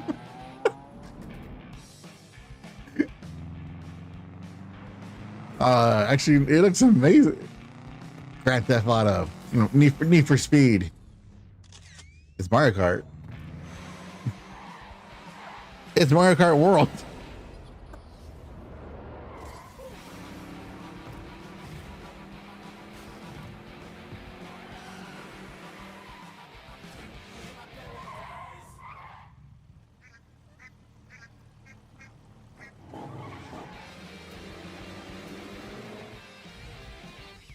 E Ferrari, il Lamborghini.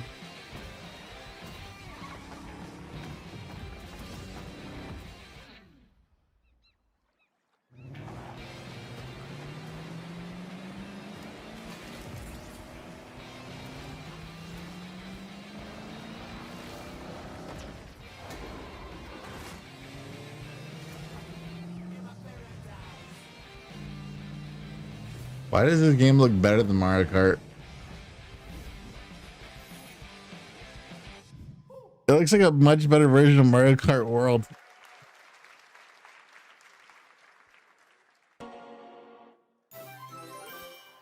I was speaking of.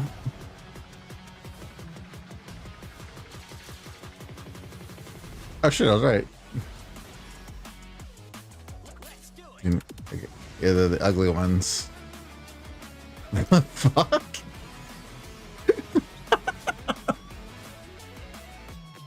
Avatar, The Last Airbender. Alright, let's see what we got for year 2. I should get this for my nephew.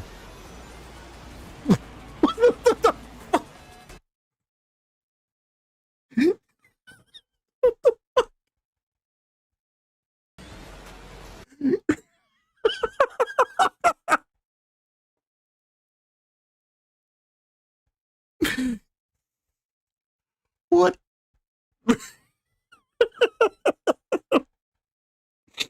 The whole town's being destroyed. Here comes Sonic with this flying car. Is he gonna help? He's gonna help us, right? No, he's just having a race and telling y'all fucking skill issue.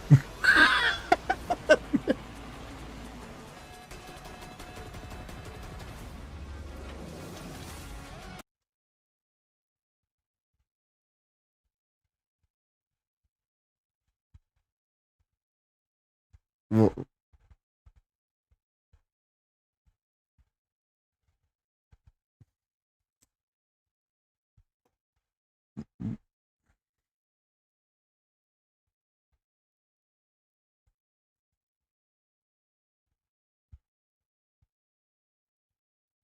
nope. Nope.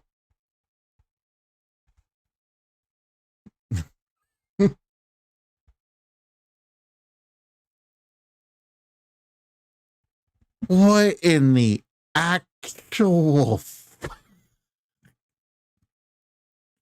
Why is he? What? Why is there a fucking?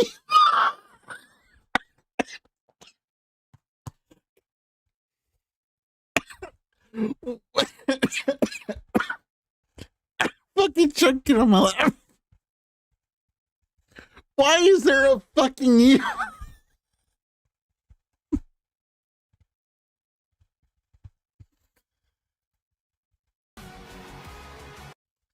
What the?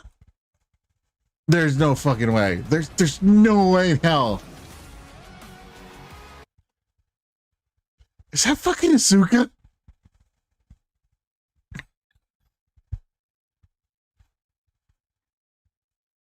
What the? What? What am I looking at?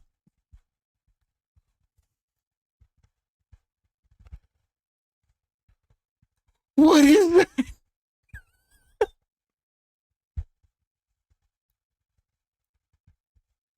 That's fucking. That's Ray. That's Asuka.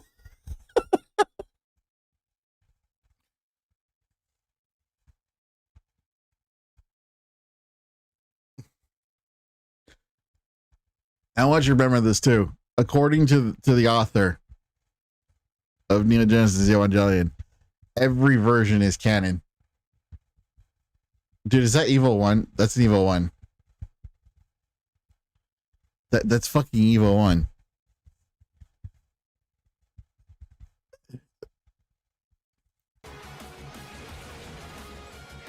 What? First, okay. First, the Final Fantasy crossover, which didn't make a damn lick of sense. And now the Sonic crossover. Are they desperate for money? Hey, Pinkle Park.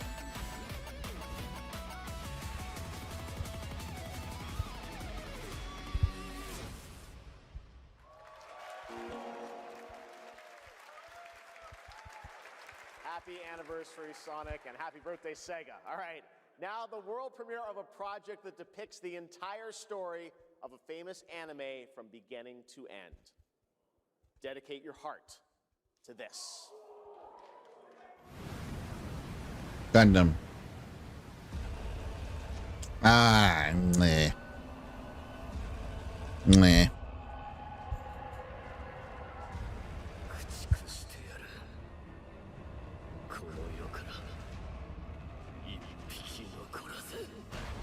He's a Kiwi.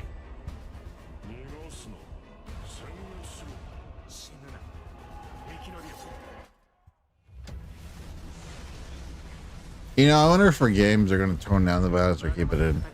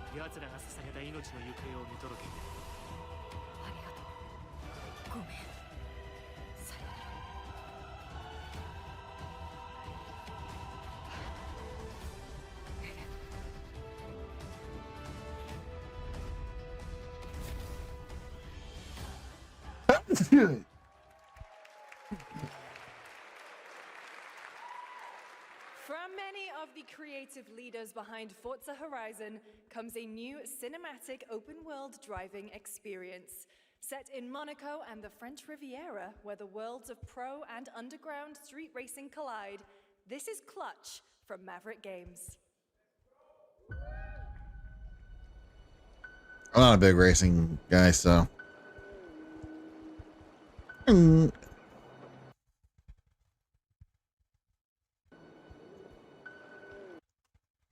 Isn't that where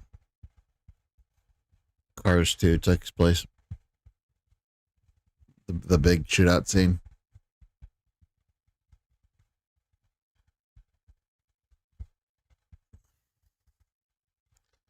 Where Mater gets into a shootout with the lemons.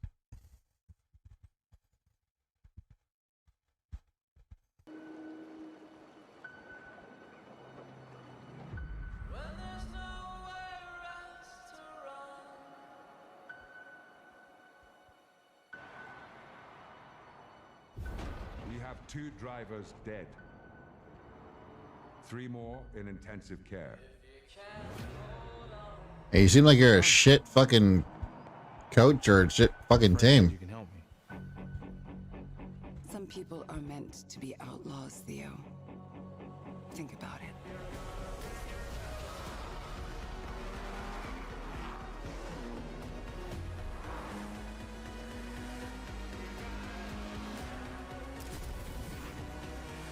Yeah.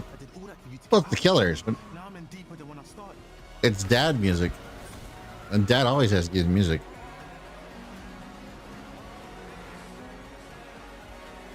I can't be taking risks like this. I'm a lead driver in the R1K. I've tried to help you. I'm not going to jail for you.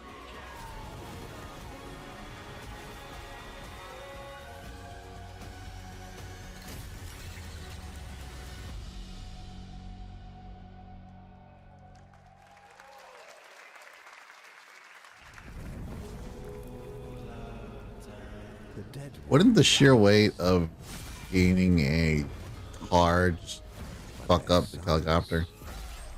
Will. Plant fear. All respect. You'll harvest. Man, just give us a fucking Soulsborne. Bloodborne 2. What is it, Civilizations?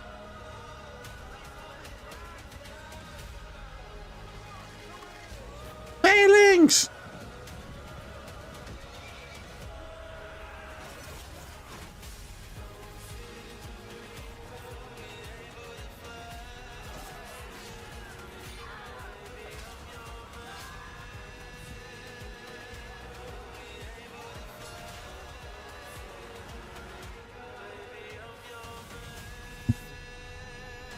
Battle yours.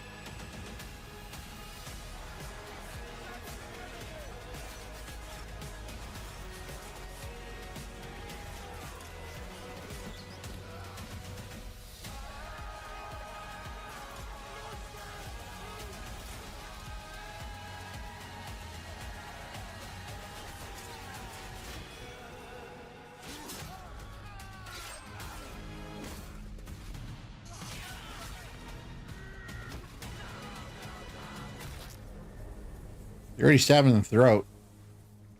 Why are you like panicking? You're already dead, buddy. We have lots more Summer Game Fest ahead, and trust me, you definitely will want to stick around. Right now, here's a new look at Sea of Remnants from NetEase.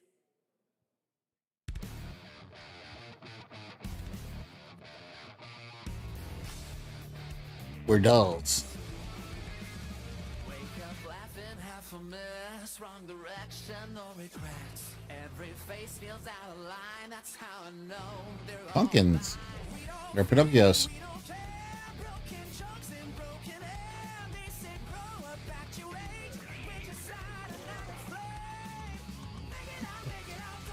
Dun, dun, dun, dun, dun, dun.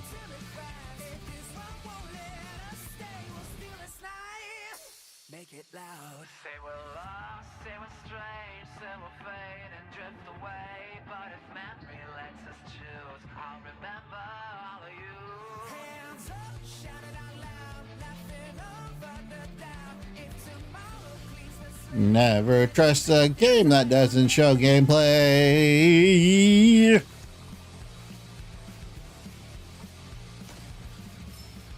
Cinematic trailers are a way to cover your bullshit.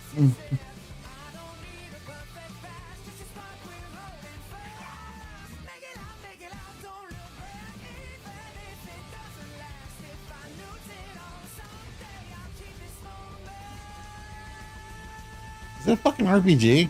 It's an RPG, isn't it? In a world, in a room, on a shelf. Damn, that mascara. Is it me or is there something off with this one? Yeah. Mommy sized. Different? Has he always had that mustache? He doesn't have a mustache. Look, Gemma. Hey, buddy, what's your deal? Howdy. Name's Ryu. What's all this mess about being different? Yo, soy Ryu. What in the Sam Hill? Everyone in Tokyo talks like this. I know what this is. It's called a knockoff. Well, tarnation. Could a knock off do this? Howdy. Duke it. I would love to have a. The Capcom Summer Game Sale is here. Take home genuine, bona fide, 100% authentic, real deals on select titles. No knockoffs. I can't do it if you're watching. Uh-huh. Ladies and gentlemen, representing the elite ranks of the Ark Society, Mr. Graves!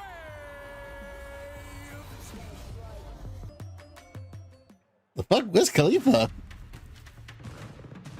Made fun of him earlier. Oh, Palamon.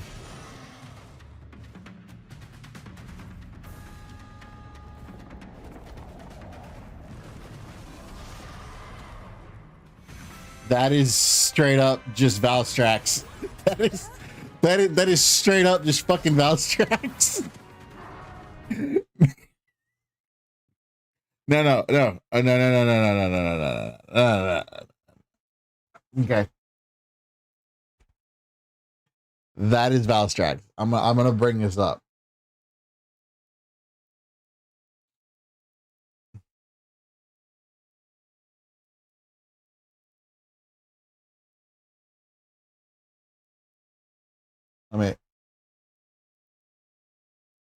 Let's see what my tabs are.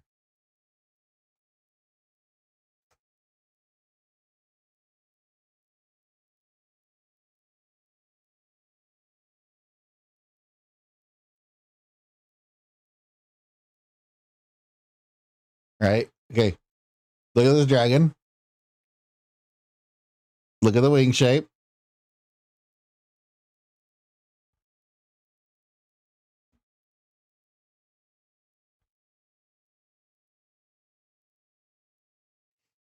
Oh,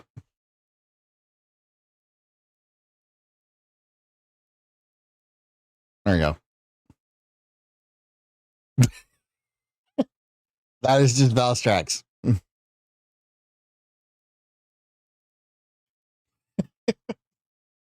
It's just Valstrax.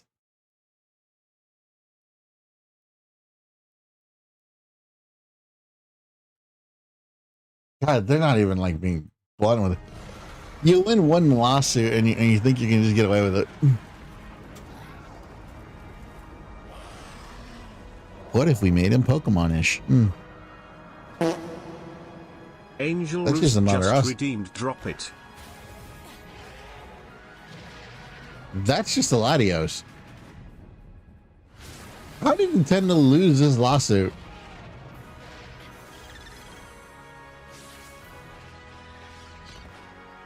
And I'm pretty sure that's just the spider thing from Made in Abyss. That's probably the most original looking thing. In sword, of course it is. He ripped the fish in half.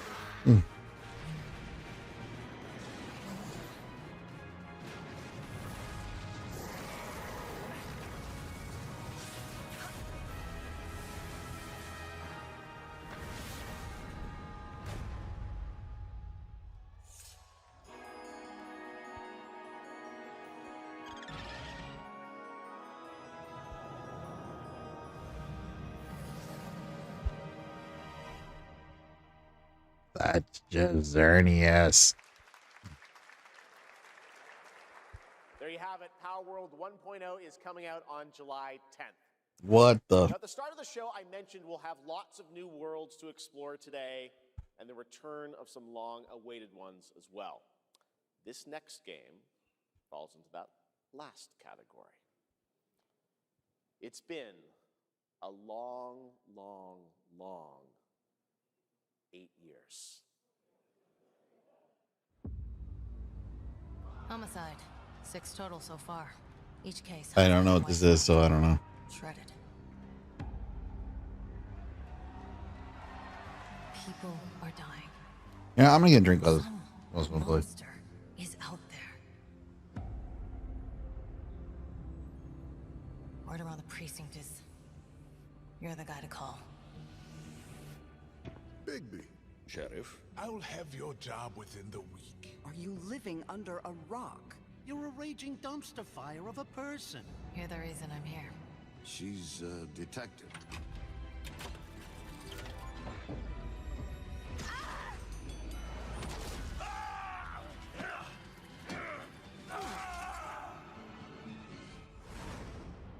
Ready to get to work?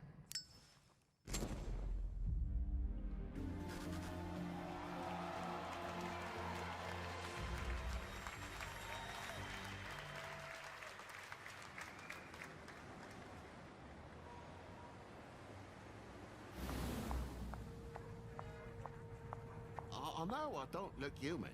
These lips are sealed, but I'm not helpless. See around. I was wondering when you'd turn up.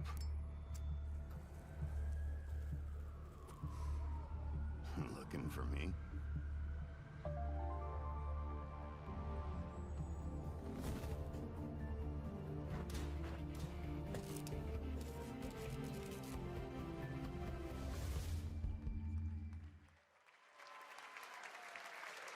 That's right, Bigby is finally back.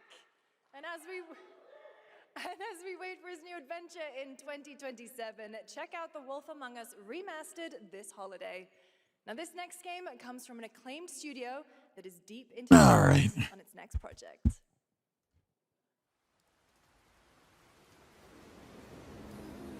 Cyberpunk.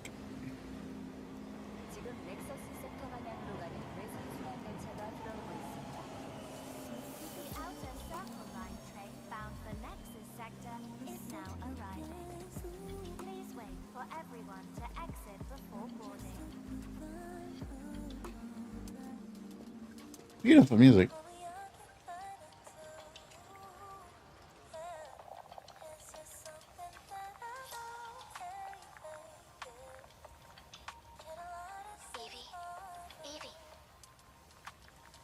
Evie.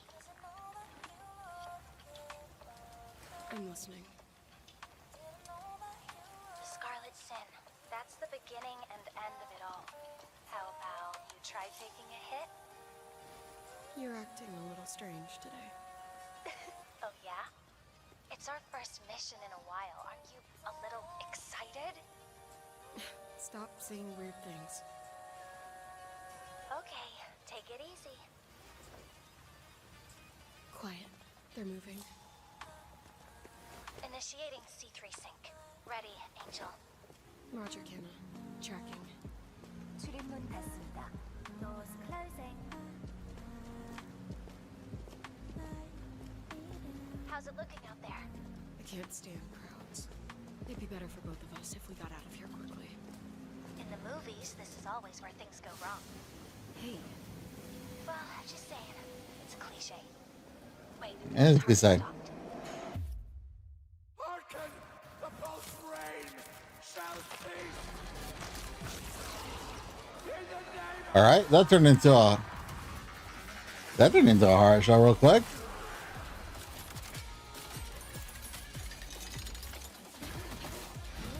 Oh shit, she throws hands. Oh. Oh. Ooh, she's throwing hands.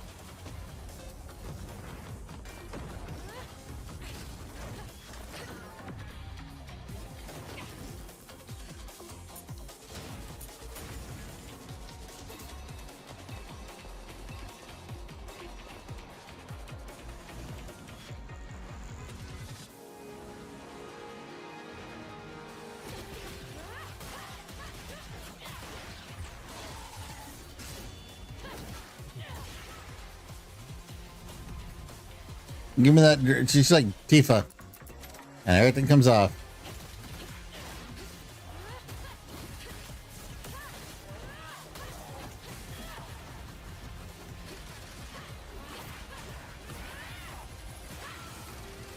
Ow.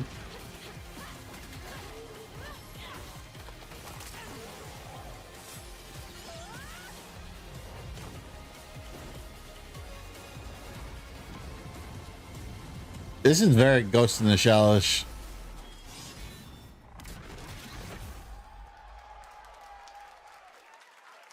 Ooh. Hold on, I gotta go bathroom real quick. I'll be a second. I don't want to miss it. Knock everything over.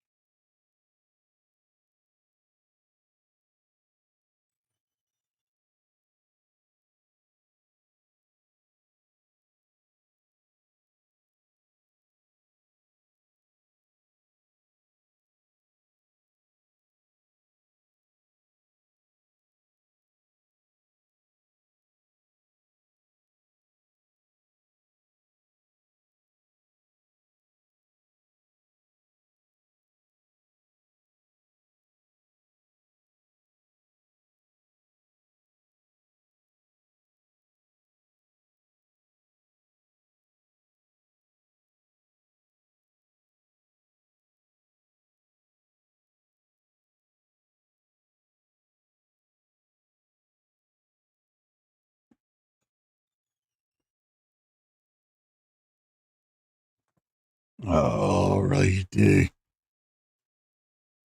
Alrighty. That was a good one. What do you guys seen so far that you guys like? The world of Stellar Blade with an all-new sequel developed entirely by the original team that's here today. Set in the same universe as Stellar Blade, this next chapter continues the story beyond the events of the first game, introducing a new protagonist who you saw there, Evie. It's early in development, and we will have more to share in the future. All right, we're almost done. You like the Sonic X? It's been almost exactly 3 years since Street Fighter VI was released in June 2023. What's ahead? This is Street Fighter VI Year 4. Oh, God. Show us what Evo is going to look like. Street Fighter VI is already entering Year 4, but I can sense that we already have new challengers on the horizon. Wait, when the fuck did they stick Ingrid in?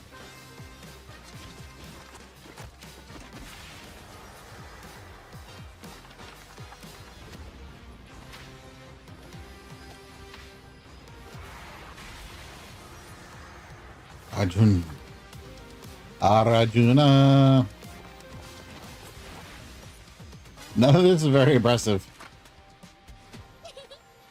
Fascinating. Why is Ingrid in here?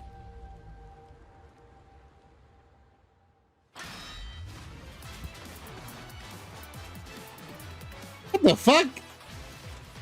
Out of nowhere, Tifa?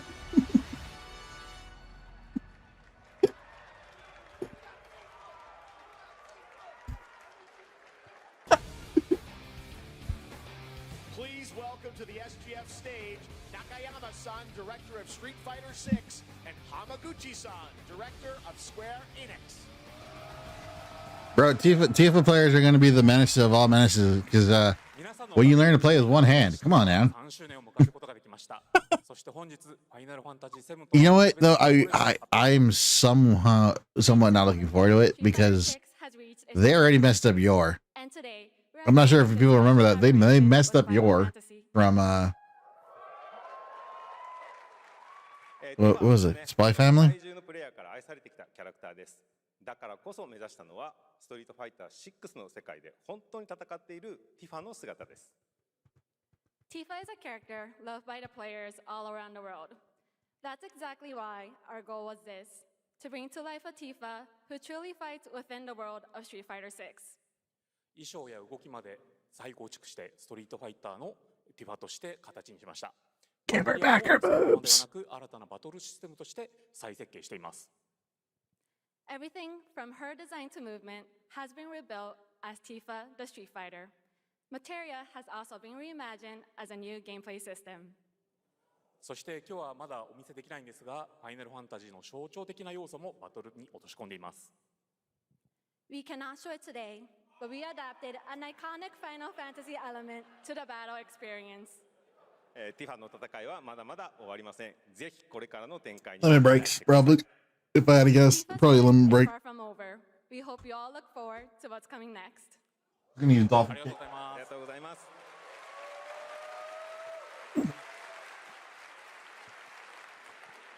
Thank you to Hamaguchi-san and Nakayama-san for coming all the way from Japan to join us for that special moment on stage. Then we'll see you guys again later this year. All right. Well, now it has come time for our final announcement. Okay. I know. What's it gonna be, guys? No! Oh no! Any guesses? No. Frankly, Bloodborne. I don't know what I Bloodborne. could say to set this moment up besides this. Bloodborne. Get ready for the final battle. Long ago, a shadow fell upon our planet. Bloodborne. Guided by calamity, Okay, now. man sought dominion through reunion. Fuck. By his will, a star fell. A meteor called forth to bring ruin to all. Red Star fell. Stained the earth. I just realized Final Fantasy's storyline is basically the first part of Chrono Trigger. Hope endures in those who fight. Long story short, the world's in trouble. It has been for a while. So what are we waiting for? Let's give Sephiroth the beating of a lifetime. Oh look, Vincent's actually there. You're mine. I'll make this quick. Good night. The sky's the limit. You know, it never occurred to me that Highwind, he's a fucking dragoon. Of course he's a dragoon. He's a fucking Highwind.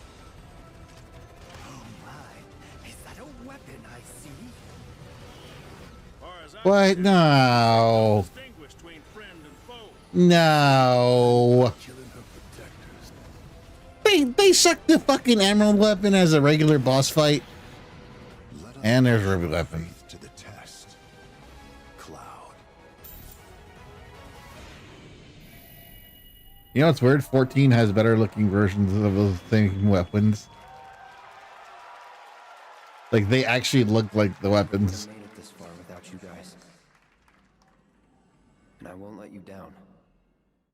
I promise.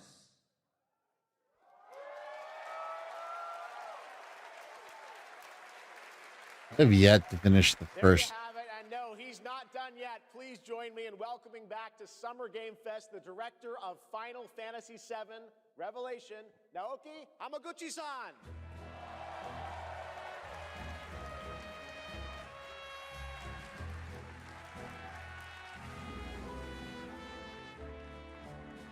I'm back! ようやくですね、このファイナルファンタジー7リベレーションをマルチプラットフォーム同時で、発表できたことを本当に嬉しく思います。ここまで来れたのも、この物語を信じ、待ち続けてくれた皆さんのおかげだと本当に感謝をしています。I had no idea what the hell he just said. Final Fantasy VII Revelation, which is launching simultaneously on all platforms. And we've only been able to come this far thanks to every single one of you who continue to believe in this story and waited for this moment with us. 今作のテーマは決意です。クラウドたちは最後の戦いに進むため、それぞれの決意と向き合います。The central theme of this title is resolve. Cloud and his companions each confront their own destinies and find the resolve to march toward the final battle. そして私自身もこのシリーズを完結させるという決意を胸にこの作品と向き合ってきました。I too have carried a promise in my heart throughout this journey, the resolve to see the series through to its very end. 皆さんに最高の形でお届けします。ぜひ見届けてください。We're committed to delivering this experience in its ultimate form. Please stay with us and witness what lies beyond that resolve. Today, to help guide us on our path, please show me in Welcome to the Stage, the voice of Vincent Valentine, Matt Mercer.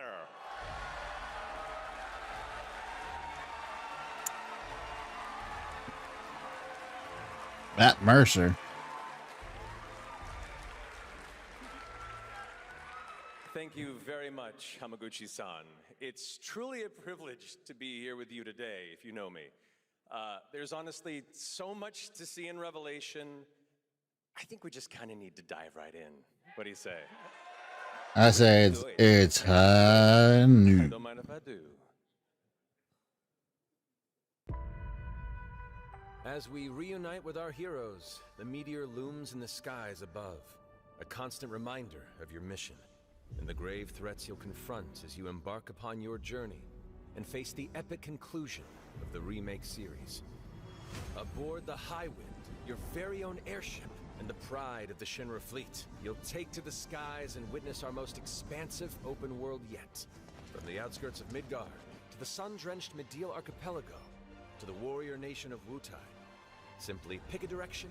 Wu-Tang? But how can you Warrior Nation of Wu-Tang? the whole world at once? You'll need to cover ground fast. I am not jumping. No way, no how. Don't worry. These parachutes are top of the line. Pull the cord and pop. You'll be floating through the air like a feather. At any moment in the open world, simply pilot the Highwind to your destination and take a leap of faith. With the wind rushing past, you'll descend seamlessly from the sky above to the ground below. Where will the winds guide you first? That freedom is in your hands. But no matter your destination, to defeat your enemy, you'll need a fighting chance. And that... So why was the open world locked behind the third game? At long last, with the world teetering on a blade's edge, everyone assembles at Cloud's side, forming an epic ensemble of heroes. Each with their own story that brings you closer together than ever. But a good unit needs more than friendship to save the day. It needs a disciplined combat regimen. The hybrid battle system, established in Remake and refined in Rebirth, is perfected in Revelation, putting even more power in your hands. In fluid, real-time action, seamlessly switch between party members to even the odds. He just sort of slammed her to the ground. Strategy. Enter tactical mode to unleash a suite of powerful new spells and abilities. Activate devastating synergies with your companions. And of course, call on mighty summoned entities that can turn the tide of battle.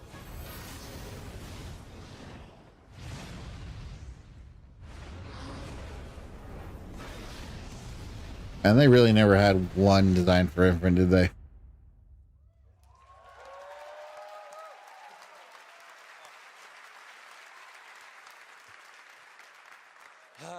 Summoning Ifrit never gets old. There are truly some chill-inducing fights ahead in Revelation. I'm so excited to see all of your reactions. It's gonna be amazing. I'm guessing you have a favorite character to play in battles?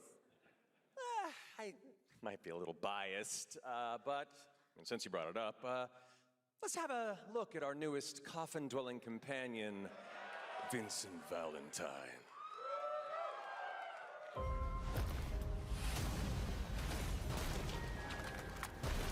I won't return to my coffin until we've put Sephiroth in his. Vincent is a deft gunslinger, capable of delivering precise, high-yield shots. But there's more to this secretive former Turk than meets the eye. The result of experimentation at the hands of Shinra, Vincent can transform into the Galleon beast at the press of a button, gaining tremendous power while transformed. And when combined with the skills of a certain ace pilot, their high-impact synergies disrupt the fight with ferocious results. He later falls in love with a lolly. I'm not even joking about that. Go play Dirty Cerberus. Sid Highwind, the cantankerous pilot extraordinaire, joins the party and their mission to defeat Sephiroth. Sid's command of his lance allows him to rapidly close the distance for powerful strikes, or engage in sweeping area of effect attacks to bring a whole host of enemies to heel. But to fully control the battlefield, skill with a weapon only gets you so far. What the fuck is this? To further God. combat capabilities, try this That's Sage. exercise. Function Integrated Tactical Suitwear, or the FITS system for short, allows you to further customize your playstyle with new uniforms imbued with unique movesets. Alongside your equipment and materia, FITS gives you an extra edge in battle. We brought back the dress sphere system from Final Fantasy X2. Sensing its fate hanging in the balance, the planet itself has unleashed its last line of defense. The weapons, ancient beasts that are larger than life and capable of untold. I was right. Those are the weapons. What the? Enough to stop them before it's too late. As the world is torn apart, you and your friends must unite. In Revelation, we come to the thrilling conclusion of the Final Fantasy VII saga, and your mission is clear. Take up your Buster Sword, equip your materia, and stand together. One last time. These skies belong.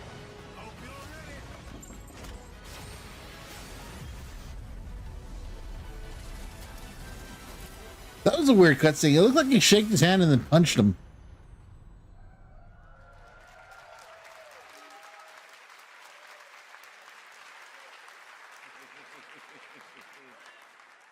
Well, thank you all. Thank you, Hamaguchi-san, for bringing us this extended look at Final Fantasy VII Revelation.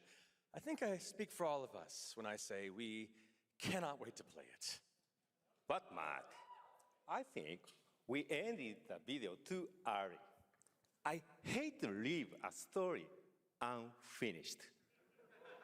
Is that right? Well then, we better take a look.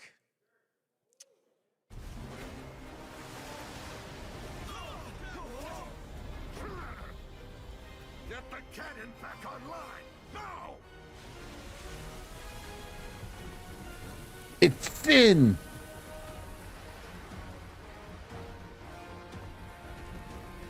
Is that Leviathan?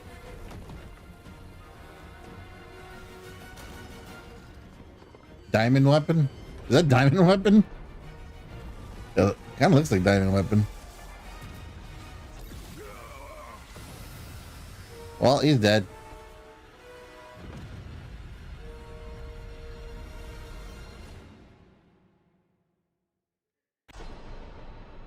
At last, the promise is fulfilled. The journey ends here.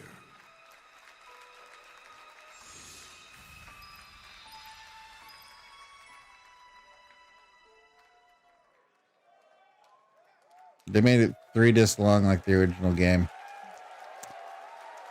There you have it. And Final made Fantasy VII Revelation coming to all platforms next spring. which is appropriate for today because SGF is really a celebration of games across all platforms. Thank you to Hamaguchi-san, Kiru-san, and the team at Square for that very special announcement. And thanks to Lucy for a great job coaching. Didn't she do great? Thanks, Jeff.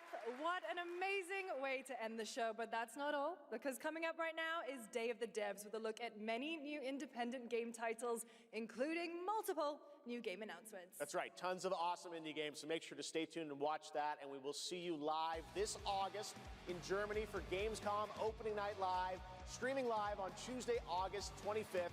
Until then, have a great summer, everybody. God, there's still more. Gamescom Opening Night Live, streaming live on Tuesday, August 25th. Until then, have a great summer, everybody. The video skip and then the desync.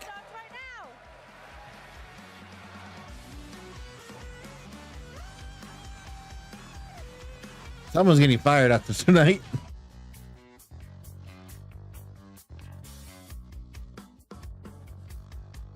Pretty good. Pretty cool. Obviously, my favorite was Monster Hunter. I am looking forward to that. I want to see how the arm mechanics work and how it can affect my gun. No, wait, no, I'm not going to run a gunlet. I'm going to run Honeyhorn.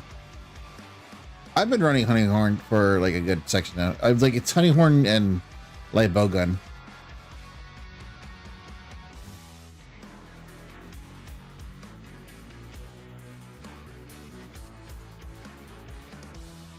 I gotta play Stellar Blade. Supposedly, I heard it was good, but I also want to get like Wukong.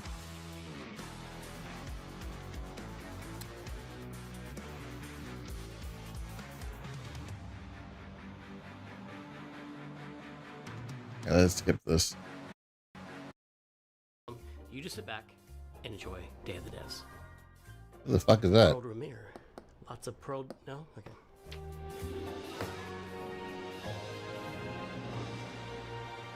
Digital Showcase.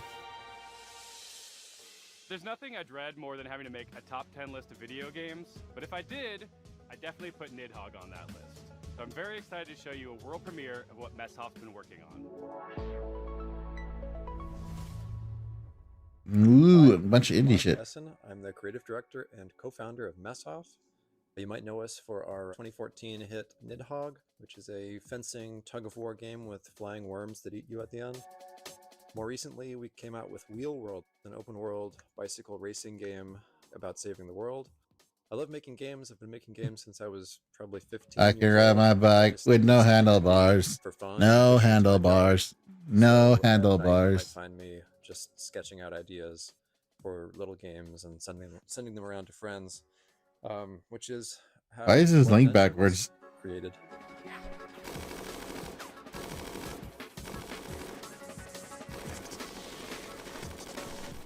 Blood Dungeon is a platforming game where you're not just standing on platforms, you're crawling on the sides of platforms, you're hanging from the ceilings, you're walking across tight ropes, you're jumping onto nets. It looks fine, but like at the same time, what the fuck? You're not like learning these skills over time, so you can think of it like I like it running.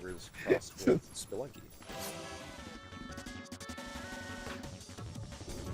I really missed like animation and just being able to hand animate pixels, and so it was fun to just churn them out, make lots and lots of silly little characters and enemies and stuff. And I think the game turned out really fun. There's a handful of arenas to explore. You'll unlock over 100 weapons. It's like these other Survivor games you've probably played where you're kiting the enemies and they're sort of following you in a big mass. But in this game, you're in a maze as well, a maze with gravity. Really a game about routing. You get to know the levels, you get to know So it's a which other weapons, and it's what you really connect with based on the art. What's that called? The way they move. Bullet Heaven. So I'm excited to share it more widely when it comes out later this year. The Bullet Heaven. about video games is that anything is possible. However, it is likely impossible that you could guess what this next game is. New blood. Well, show me the game first. Is it gonna be that one game where like a sequel to that one? Hello, I'm Andres Bordi, and I'm Mason Smith, also known I don't even remember what all I'm gonna be honest. I have very little on indie titles.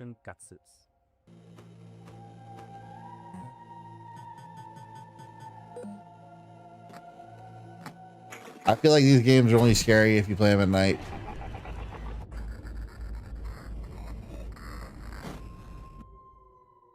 That's right. These insane madmen actually put in a live-action horror movie made by a professional production company and an award-winning special effects team right here in their Pixel horror game.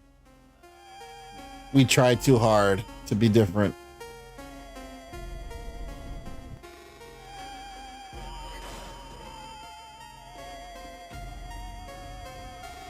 Oh, dang.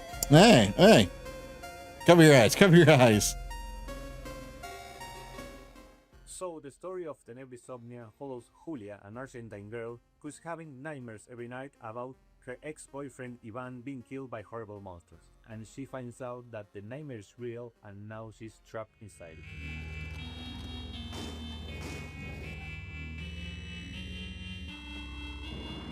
Fun. Tenebrisomnia has classic survival horror gameplay that you would remember from games like Resident Evil, but it has this super retro, chunky pixel aesthetic. And in order to survive, Julia has to solve puzzles and collect items and also manage her consumables if she's going to make it through.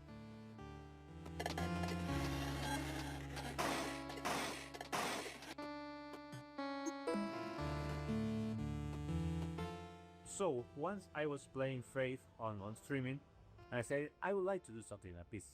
Yeah, and in that game. Dave Autry came to me with the trailer for Tenebrisomnia, and he said, hey, I want you to check this out, and let me know if you think this would be a good title for us to publish. So I had known Andres and Tobias and the guys at Cybot Studios down in Argentina for quite a long time, and I knew how much Faith inspired Tenebrisomnia.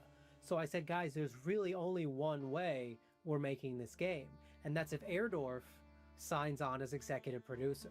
Andres was the director of one of my favorite horror short films, Alexia, and so I was really excited. I immediately said yes. I didn't put it together at the time, but I think it was just this weird, evil twist of fate that we get to work together now.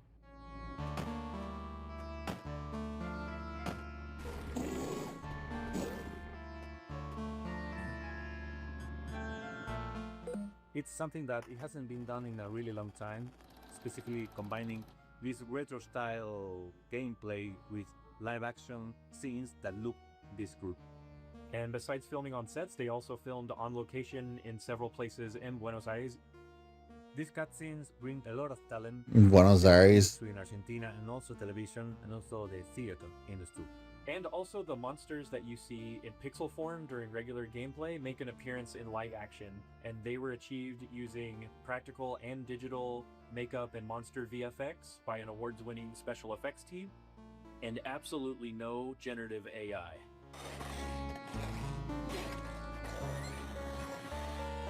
The game and the cinematics get really crazy and psychotic towards the end, and I can't wait for y'all to play it.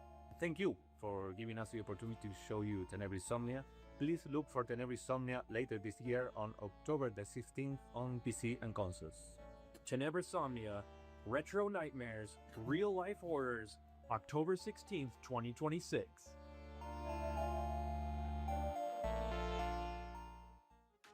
Get ready to get your groove on with our next title, Mr. Records. Two of the game's designers, who you'll meet in a moment, are also its composers. That is so cool.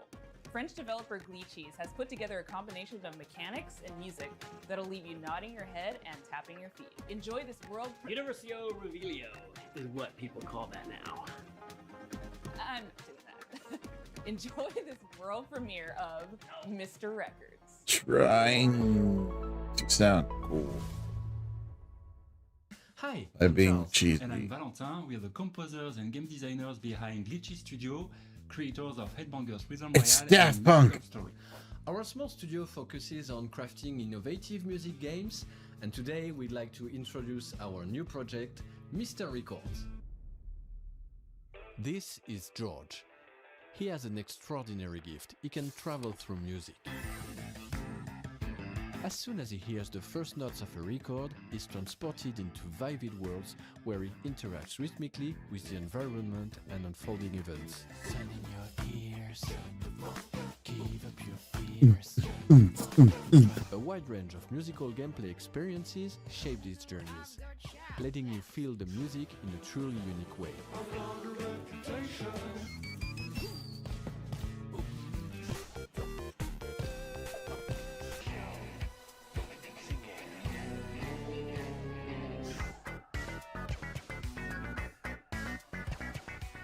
When he's not exploring these musical worlds, George runs his record store. Every journey completed becomes a vinyl available for sale in the shop. Your goal is to understand each customer's needs and match them with the right record. Everyone has their own way of expressing what they're looking for, along with a distinct personality. Their stories intertwine with George's, creating a narrative that is intimate, humorous, and heartfelt.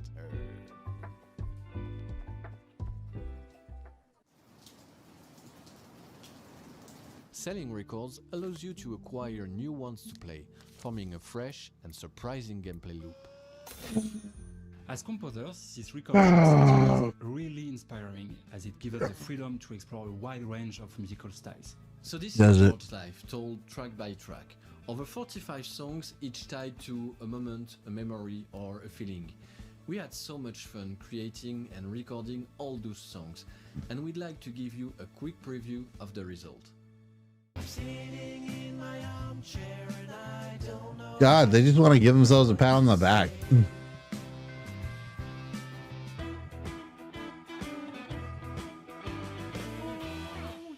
I knew it was for life.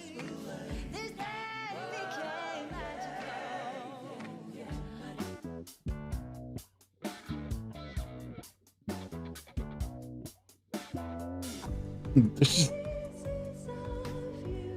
I get it, you put the work in, but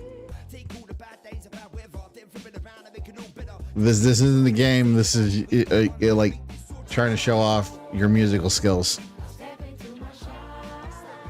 It actually feels kind of pretentious, to be honest with you. Poured a lot of heart into this game. There's still so much more to share about Mr. Records, so stay tuned for more updates coming soon. Bye!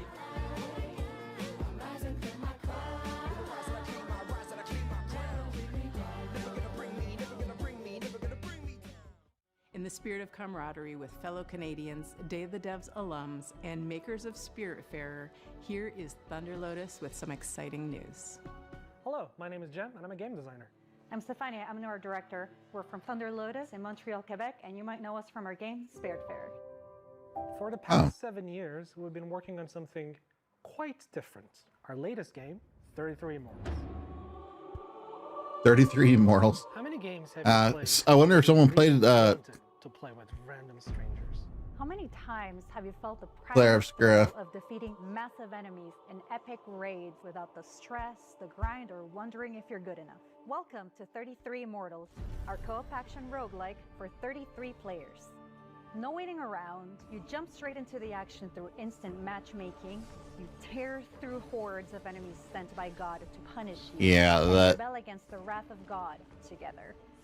You can play solo if you want, or with 1, 2, or 3 friends, because in 33 Immortals, everything is about cooperation. We spent a lot of time designing the game. So there's no way to actually play with 33 players. There is no voice chat in this game. You use in-game emotes to communicate with your fellow rebels. Combine your strength with Probably a good idea. Probably a good idea. a melee player and push forward. Because if you're the shit player that's getting carried, people are going to call you out on it. And that's okay. Because with every run, you grow stronger. You'll have to. What you're up against is nothing less than the wrath of God. And the best part? You never face it alone. You face it together. 33 Immortals releases this summer. So come join the rebellion. You know, sometimes in life, there are things that just make you want to give up and go fishing. An apocalypse that ravaged the Earth and left us in a world filled with Lovecraftian nightmares and mutants might just be one of those things. So pop on your waders, folks, and grab your lures. From Dream Dock, this is Dreadmore. Hi, I'm Rostislav Fedorov, I mean- CEO of Dream Dog Studio, and today I'll be talking to you about Dreadmore. There's some games that are easy to make. Did anybody see this already? Dreadmore is a first-person fishing adventure game set in a world where long ago a catastrophe took place, changing the land, water, creatures, and the people who survived. Now it is a Platoon. dark, dangerous place that is flooded and rotting. As the player, you travel on a fishing boat that is your lifeline in this world, but that also means it is your responsibility to keep it fueled up and repaired. You can go on the land, walk from place to place, and meet the people living in this world. Those people can be quite strange, but you'll find that as you talk to them, you'll pick up quests and learn a lot about the place that they live. Sounds like Legend of the River King, but like The dark. most important part of the game, fishing. We made sure that fishing is not just a simple minigame. You start by checking the water, casting your line, and then you wait. What happens next depends on what bites. It's the queen. Every type of creature needs a unique way to catch them. The right rod, bait, timing, and some need a completely different approach. And if you want to catch the rarest of creatures, you'll need to be at the right place in the right time. Anything you catch can't be sold to traders or broken down to use for crafting. You can also scavenge and salvage materials that you find. Use for crafting. You can also scavenge and salvage materials that you find. You use a harpoon to pull and floating debris. One man's junk is another man's treasure. If you won't go too deeper into the game, you have to craft bait, harpoons, medicine, and gear. Very often you'll need to make what you need from what you can gather by yourself. There are many things we haven't shown yet, and I'm sure that you'll be surprised by what the game has in store, so make sure that you wishlist the game and join our Discord to stay updated and get more information about our game. Thanks for tuning in, and welcome one and all to the world of Dreadmore.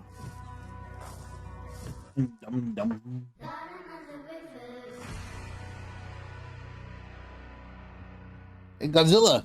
We've got some news from a game we've been following for quite some time. It's from a Canadian studio that knows their retro. Welcome to the end, hero. When That doesn't look retro. That also doesn't look retro. Hi everyone, we're the co-founders Do you of confuse Linemates, pixel art with retro? a Canadian indie studio. Back in high school, the two of us made a promise to each other that we would one day make a love letter to the JRPGs we grew up on. Games like Chrono Trigger, Final Fantasy, Xenogears, the sorts of games that we played right after school. You know what? Listen here, motherfucker. And the kind of games that I decided don't appreciate you calling out my childhood like that. growing up. That was over 20 years ago. A few years back, we walked away from our jobs to actually go and do it. I don't appreciate The game this. is called Threads of Time, a turn-based time-traveling RPG. Some God, of they the even see here today borrowed haven't been the- shown anywhere else yet, including a first look at Yeah, our time ship, the that's Needle. You captain Chrono the Needle, Trigger. and you fly between That's the eras also Chrono Trigger. and gather party members from across history, all in a quest to restore the order of the fallen Time Knights. You can go to the future, you can go to prehistory. Is this to see Chrono the Trigger? dinosaurs, and if you'd like, you can even prevent them from extinction and see them evolve through time. Combat is turn-based, the kind that we grew up on.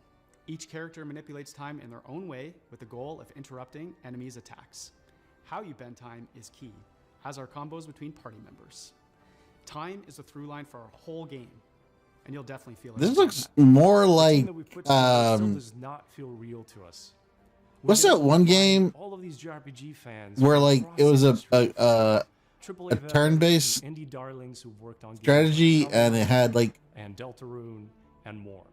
We're also super fortunate to work with legends from Japan, whose work on Final Fantasy, Xenoblade, and more is part of why we're here today.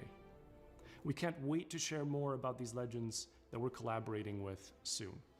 Threads of Time represents our lifelong goal to create cherished game experiences, just the way like others did for us back in the 90s and beyond. That's our mission that we set out at Rio. This makes me want to get on my game maker and start designing, but then like 5 minutes in, I'm gonna be like, So that's a bit of I don't know what I'm doing. It means a lot to show a glimpse of what our team has been up to. Although I and should, cannot we should. wait to share more. I just have to finalize the list, and then we can start making stuff. So right now, actually, I've been thinking over about who I want on this game. I Not think. often you get to world premiere a game that's been in development for 20 Well, years, Ina's but already here we there, are. so I just need I first played 5. this game back in 2004. I'm It's since pretty gone on to sure be released in multiple fashions, and I'm excited to show you the next. I'm gonna go with episode. Amelie and Sayu. Oh, hi there. Hi, I'm Mare, I'm Reagan. and we're MetaNet Software. You might have heard of our games N, N+, and N++. Today we're delighted No. to announce No. we're back on our bullshit with a little something we like to call N plus infinity times 2. What the? What did you just say? It's an all-new, online multiplayer-focused iteration of the world's best platformer. TM. And we're so excited to tell you all about it here at Day of the Devs. For those of you who aren't familiar with our games, they're a bit different from other 2D platformers thanks to their unique momentum-based movement mechanics that give them their own distinct flavor. We call it parkour platforming. So you play as a ninja, gracefully and effortlessly flowing through the levels. It's all about pure distilled gameplay and game feel that you can't get anywhere else. Unlike the previous games in this series, N plus Infinity times 2 is not so much about the hardcore single-player experience. What? Although there will of course be a solo campaign for you to hone your ninja skills. I still have no idea what the fuck the point of the game is, other than to grab those little box And if you thingies. don't have any friends? No worries. There's matchmaking. We've taken our unique brand of acrobatic, virtual athletic 2D action gameplay and used that as a foundation to build 5 fresh, local and online multiplayer game modes. Some game modes are tried and true staples, some are new to the series, and some are new to the world. Mingle player, co-opetitive. With this game, we're really Ouroboros-ing the lexicon. You'll be running around with your friends, luring Ouroboros. enemies and your opponents, making the ultimate sacrifice for your teammates, and hunting each other with rockets. That's my favorite part. There are only 3 buttons, so it's an easy game to get into, and anybody can pick it up and play it casually at a party. It's But competitive there's Pac-Man. skill stealing, so it also No, there's already a Pac-Man too, okay? We like to think There's a lot of Pac-Man games. Tournament worthy. It turned into a platformer, basically. a disturbingly long time, and we're very excited to put our 2 decades plus of game design experience into your hands. This is going to be launching sometime next year on all the platforms. If you want to get a taste for yourself, please head over to our Discord and sign up. God, for I the hope the test. music's pretty good, because otherwise that game is like And most importantly, please gonna be 5 minutes and then you put it down. on Steam so the It algorithm looks like a game that you're gonna play for 5 minutes and then put down. And enjoy the rest of the show. Thanks. Bye. Sometimes, a game transports you through the looking glass into a world that you can't help but be fascinated by. Our next title, Into the Unwell, does just that. Swedish developers She Was Such a Good Horse have created an action roguelite with a wild, unique world that you can explore solo or with friends. What is with So these settle in and names? Get ready to hear the story of one strange cat. Oh, hello there. My name is Morten. I'm working on a small Swedish indie studio called She Was Such a Good Horse. course We're you're working on a Swedish. game called Into the Unwell. It's a rubber hose roguelite game.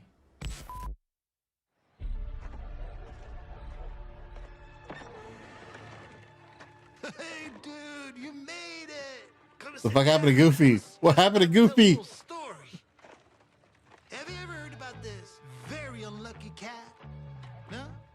All right. So he was just walking around town, and I always wondered, how did he end up in this bad situation? Congratulations, Pumpkin Potion, on your new video game. His dreams of domination ended up in devastation.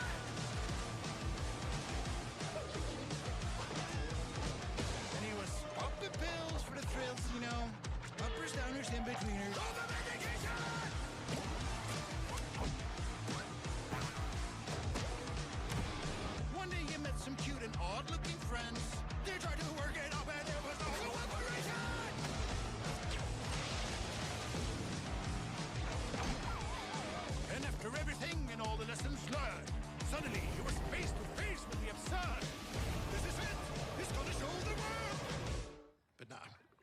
failed. Anyways, the moral of the story is...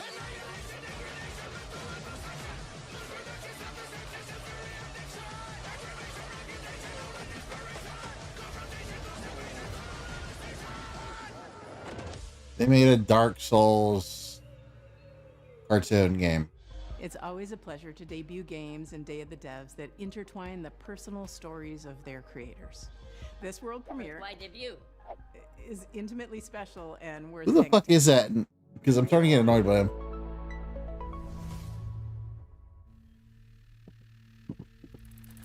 Okay, just gonna watch some highlights real quick and check some emails. Where were we? What the hell are we doing? Alright. Focus. This looks like a therapy game. I'm Case, and this is Bub, a narrative adventure game about making art, healing, and New York City. It was a fucking therapy game. Hey everyone, I'm Todd Anderson. I'm a software artist, poet, and educator based in New York City, and I did gameplay design and code for Bub. Since I was a little kid, I've always liked drawing, whether that was with pencils or markers or scissors or collage, whatever I could get my hands on, really. And I wanted to create a gameplay structure that showed off all those different styles in different worlds. The main story takes place in New York City, but Bub is an artist, and he's constantly bringing the player into his memories and into his art. And so you might dive from a pen and ink style New York City directly into a childhood school hallway and into a show choir performance where he's nervous if he'll be able to dance correctly. It's that approach that gives the game a very textural feeling, and those textures mimic the emotional underpinning of each scene. The guy sounds bored with his own game. Really good progress on the game. We lived in the same neighborhood in Brooklyn, and in the afternoons we could walk to each other's houses and work on Bub. But something unexpected happened, and I got really sick and was diagnosed with multiple sclerosis. And during that time, I lost a lot of my vision, my dexterity in my hands, and it was basically impossible for me to make art. So Todd and I focused on our friendship, and I focused on healing. And little by little over time, the I don't think you heal from MS, do you? in my brain, the ones that told me how to make things and how to use my hands, they started to come back. I had a choice. I could keep looking down into the bottomless pit of despair, or I could focus on how many good things had happened to me in my life, how many good people I'd met. I decided to go there and focus on gratitude, and that's become a central theme of the game. So, what, like, blind or what? It's ultimately a hopeful story and about drawing connections between your own hardships and difficulties and using that to connect with other people and appreciate what you have and share it with others. Bub is also a game about New York City. It's a place that both Case and I have lived and made work for over 10 years, and we wanted to capture some of that energy of being a young person, figuring out what you care about and how to say it, alongside a bunch of other people that are just trying to do the same. We've been lucky to collaborate with our talented friends. Adam Schatz has laid down an amazing blanket of music and sound throughout the entire game. Asher Kurtz has written beautiful additional guitar music for the project as well. Whitmer Thomas, fresh off of It's a therapy game, which means he built it is the voice of Bub. for himself. Life used to feel like a coming of age that was never gonna end. Then it all changes.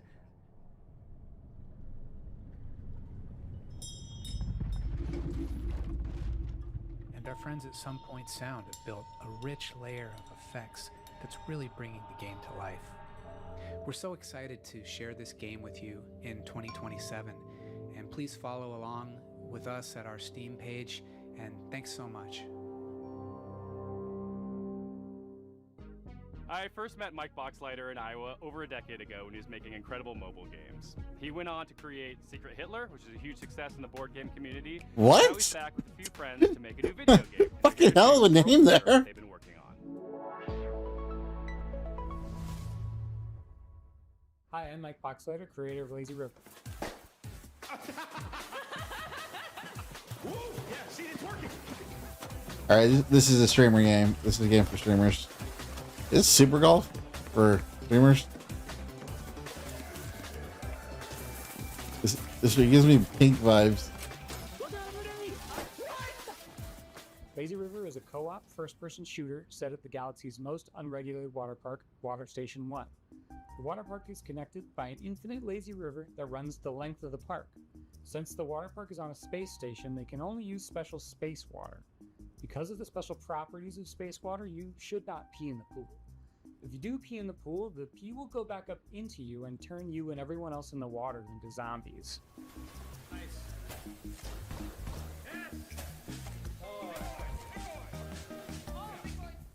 You and 3 friends are at the park for a fun vacation, but one guy peed in the pool, and now everyone else in the park is a zombie that wants to kill you.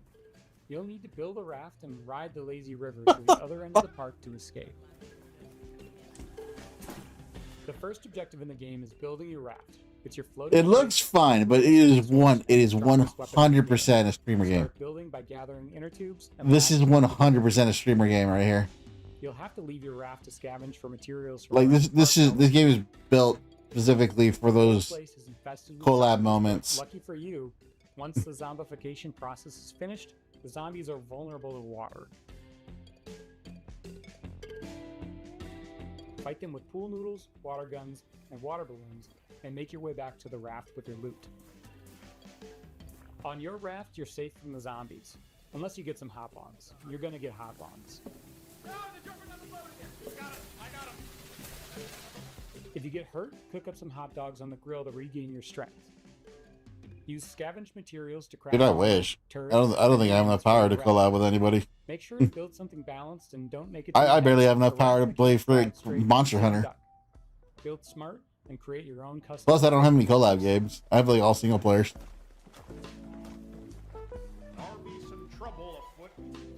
You'll need to choose your path along the river carefully. The robot security forces will set up. Like I tried to play with Mario Party, but then no one actually did it. And they'll shoot out your inner tubes and damage your raft. And make sure not to set up the park alarm system. Setting out the alarm will start the park's self-clean cycle, which will obliterate all organic life in the area. That would really ruin your summer vacation.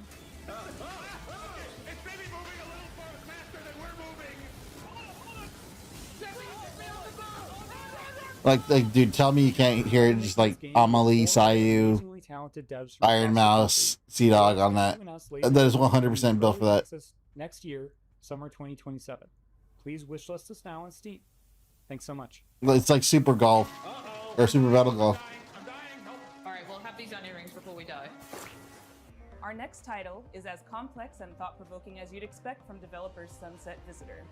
The Vancouver-based studio created Peabody-winning 1000 Times Resist, and their next game is looking just as intriguing, innovative, and slightly unnerving, in the best way.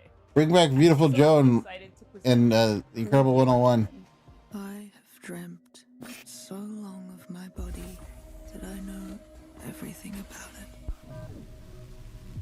I have dreamt it into existence. They say you think you're human. I am human. That's GLaDOS.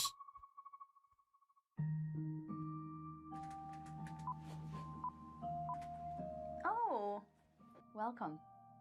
My name is Pinky. I also go by Natalie, and I am narrative designer at Sunset Visitor. Have a good night. In our upcoming game, an AI dares to dream that she's human, and it is your job to put her in her place. Prove You're Human is a sci-fi narrative adventure where you play as Santana. You've split your consciousness into 2, and you've been uploaded to a digital world to work. On your first day, you head into the office and you meet a giant face extended off of a mechanical I have no arm. idea. This is Mesa. And day in and day out, you spend time with her. And through doing rather esoteric captchas, you learn more about her as she learns more about you. My name is Daniel Bolio. I'm an artist here at Sunset Visitor, and my background has mostly been in animation here in Vancouver.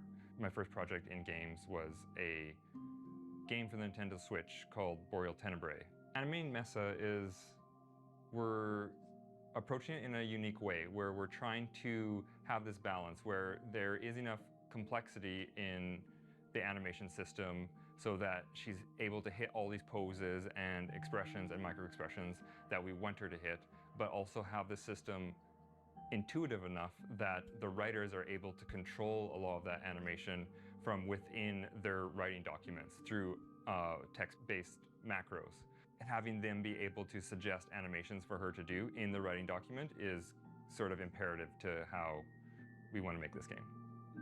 Some interesting challenges for Mesa is just how big she is in frame. Like I've been finding that really like subtle micro expressions that usually you wouldn't be able to read on a character, they're all you need to convey an emotion on Mesaface. She can be very serpentine, she can be very robotic, but she can also be very organic. So there's a lot of different ways that she can be animated and a lot of different kind of modes that Mesaface can hit.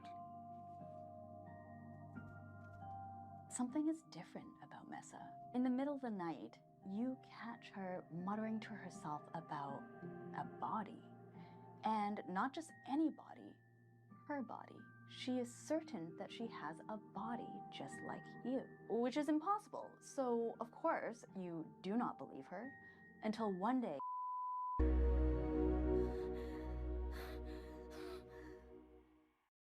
You're gonna end up being the fake, aren't you? Hails from Paris, Yeah. France, from a developer Fuck whoever who is was it. hired to peel away the layers of the humanity onion. Stop trying to be cute. Video games. They should always be fun and lighthearted and designed to make us forget about all the worries in our lives, right? Right? Wrong. I'm Florent Morin from The Pixelant, and we are known for making video games about the most depressing topics imaginable, like forced migrations, or grief, or child abuse. Also, we made one horseback riding game, but this one doesn't count. But why would we do that, you ask? Umame, umame, umamusume. Mean, depressed French wannabe existentialists. Of course we are, but we also believe in the power of video games. We believe in being Stories pretentious. we care deeply about. Stories we can't afford to ignore. So let me tell you about Ithaca. In this narrative road trip RPG, you play as Penelope, a 30-something environmental rights lawyer who spent the last decade trying to sue big polluting companies and failing miserably. Today, you hop in your car and decide to drive to a place called Ithaca, where you're supposed to meet with friends from the Earth Protection Association you just joined. A perfectly normal thing to do, except there's the boss of a big petroleum company tied up in your trunk. Ithaca starts as a game where you, the player, have to figure out what's going on. From the comfort of your vehicle, you'll be able to call and text Penelope's friends and family. You'll get to know her better as she pretends everything is normal. And as the story is moving forward, you'll gain experience points that will allow you to shape her personality. Depending on your skills, you will pass or fail checks that will open or close new narrative routes. You'll also be able to explore your own thoughts in search for answers about who you really are. Stop in service stations to meet with strangers. Investigate the interior of your car for clues that may have been planted there. Or call mysterious phone numbers to learn info that will shed a new light on the operation you're part of. And in the end, you'll be left with the most complicated question Penelope has ever faced. Will she go all the way and finish what she started? Or will the road change everything? We're not making Ithaca to give answers. We're making it because we're living through questions that feel increasingly hard to avoid. About power, about violence, about the world we live in and how far we're ready to go to defend it. About what still feels possible when nothing seems to work anymore. And we hope Ithaca will be one way to sit with those questions for a while. Carefully and comfortably. From inside a car that keeps moving forward. If that sounds interesting to you, we've just launched a Kickstarter and a Steam page. Why do you need a Kickstarter if you already have it on Steam? Also, you never know, there might still be a cute horseback riding minigame in there somewhere. Ever since we first showed this next game, we've been eagerly anticipating its release. Well, have we got some news for you? Hi there, my name's Will. I'm part of the dev team here at Radical Forge, and we're working alongside the guys over at Crescent Moon Games to bring you Screenbound.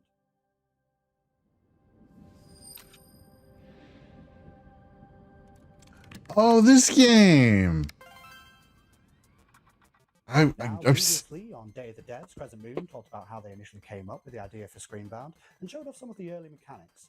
But today I want to talk about the narrative. This one's so cool. I actually like this one because it looks really unique. Like no one's ever really thought of that before.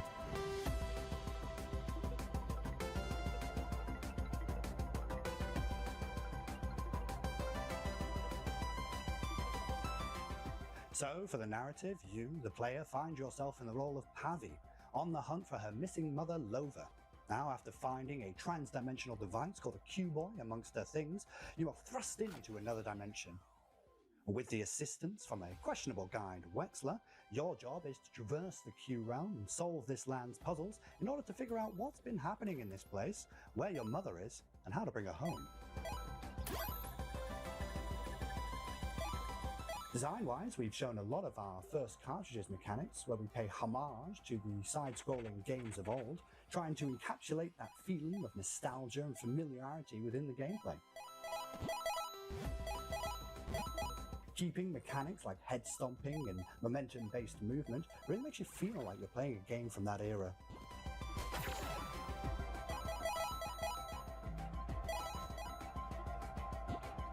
Recently, though, we teased our second cartridge for the game, and this one we wanted to shake things up a little bit and change perspectives from a side-scrolling platform-type game to a top-down adventure game reminiscent of the ones from the late 90s, with a whole host of new mechanics, enemies, and challenges to overcome. So keep an eye out for more in the coming months. It looks real good. I like it. That said, we're happy to announce that the game Screenbound will be coming out for release across all platforms September 10th, Earthbound, Dreambound, 2026. whatever. But you don't have to wait till then. We actually have a demo going live right now on Steam. So grab your controllers and cast your minds back to a simpler time, because it's time to become Screenbound. And how long has it been since they announced this one too? Like I think I've seen it like at least 10 years ago.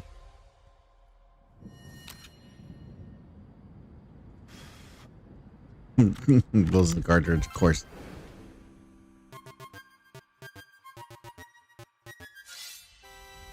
Crypt the Necrodancer. This next game's been making the round at PAX and EVO, and we're excited to show the first gameplay footage. It's from Red Moon Workshop out of Austin, Texas. This is Shot One Fighters. Hi, Day of the Devs. My name's SB over at Red Moon Workshop in Austin, Texas. Our team's been super hard at work on a brand new type of roguelite, with combat inspired by classic fighting games. So check out the trailer for Shot One Fighters.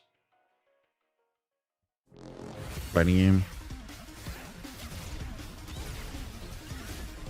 Oh god, they're furries.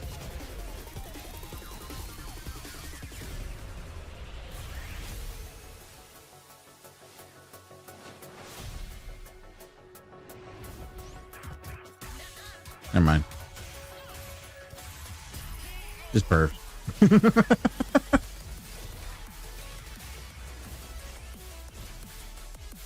Oh, so they basically took the character creator mode and from Super Smash Bros. Around with it.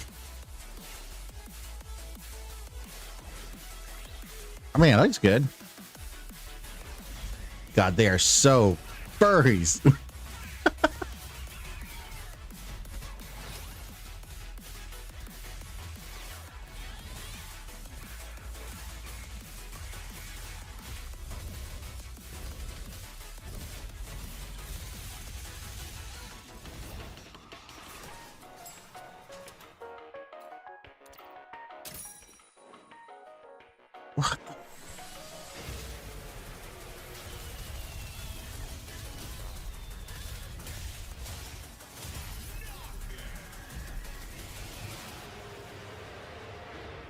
Would lose, loser.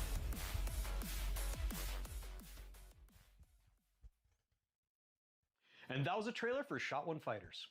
Currently, you guys can wishlist the game on Steam, as well as Is shop on or shot on? which is coming very soon. Thank you guys for watching, and we really appreciate the opportunity to be on Day of the Devs. I also want to give a shout out to our community and our fellow devs working tirelessly to make this game a reality. We cannot wait to show you guys what's coming next for Shot One Fighters. Shop on. Okay. Our next title is from Happy Broccoli Games, a small team based in Berlin who are most well known for bringing us the cozy mystery-solving Duck Detective series. Their new game offers a different type of mystery to solve, and it's a world premiere. People better watch out, because there's about to be an attempted murder around here. This is Apple Crumble.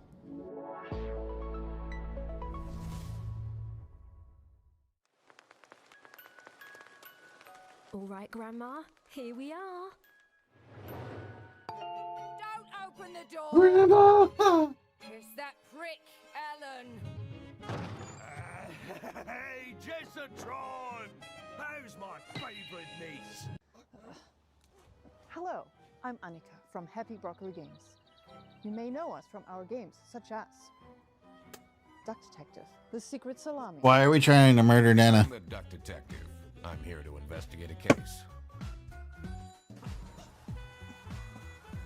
It's the Salami Bandit! However, today, I'm very excited to be sharing with you an exclusive first glimpse of our newest title. Why are we trying to murder Nana? Apple Crumble.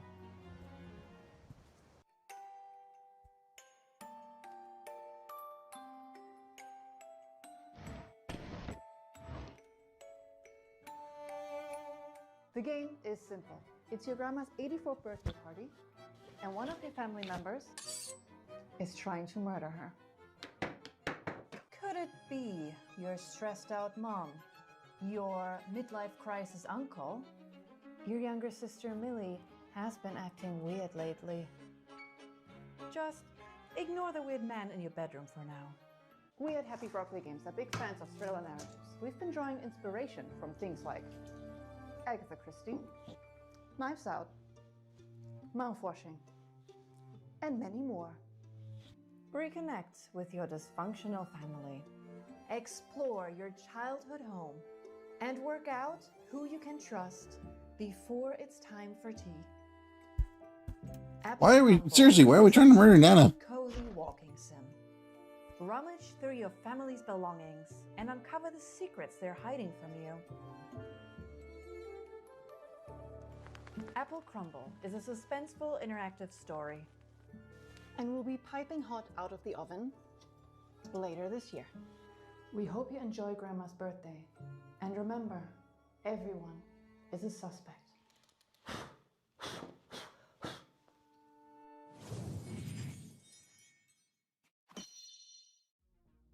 Have you ever dreamt of a game where the main mode of interacting with the world is slapping stuff?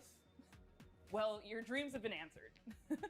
Check out this world premiere of Turbo Button's new game, Slap Out of It. Hi, I'm Nick from Turbo Button, and I'm excited to introduce you to Slap Out of It, our slap and solve adventure game coming to PC and console next year. Our world is broken. But at Puzzle, we're putting it back together piece by piece. And we want you to join our family of on-demand experts to solve the problems of our paying customers with a personal touch. Think you have what it takes to be a puzzle solver? This looks familiar. Who's not afraid to get your hands dirty. A loner with no friends or family who'll come looking for you. Then reach out and become a Puzz Pal today. That's where you'll apply skills like personal tutoring, junk removal, dry docking, commercial plumbing, tech support, caretaking, print-based marketing, whatever the hell this is. We'll slap out of it together. Slap Out of It is an interactive comedy sandbox filled with silly puzzles inspired by classic point-and-click adventure games.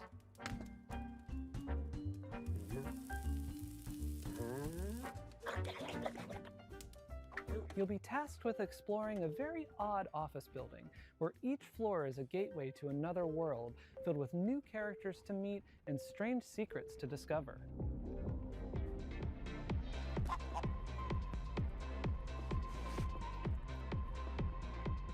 Slapping is how you interact with everything around you. And just about everything and everyone react to your slaps. You'll also find a bunch of useful items along the way that you can store in your trusty fanny pack. Some items have special uses, but of course, you can slap with every item as well. The more you slap, the more you learn about how the world works. But don't expect everyone to be happy about that.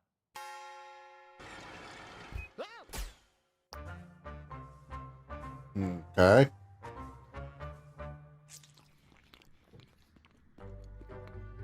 Our team is dedicated to interactive comedy and celebrating the art of dumb. Up till now, we've been known for making a bunch of silly VR games, but Slap Out of It is our first time stepping away from VR entirely. It builds on some of our past work while exploring lots of new ideas, and it's all meticulously handcrafted to keep you thinking and laughing at the same time. We've spent years iterating, editing, and polishing, and we're so proud to say this is our dumbest game yet. We're also excited to be working with Ben Starr, who joins us now to share a little about what this project means to him. I don't know who you are, I don't know what you want, but of course I'll do it.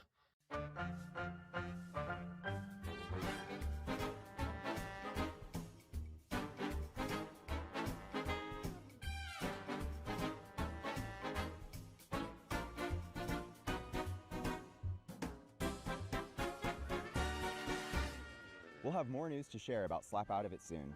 Thanks for watching. Please pretend that you'll buy the game by wishlisting now. We promised you a lot of world premieres, but it's not very often we get to show you sequel, follow-up sort of things. This next one is from our buds over in England, and it features a very familiar cast.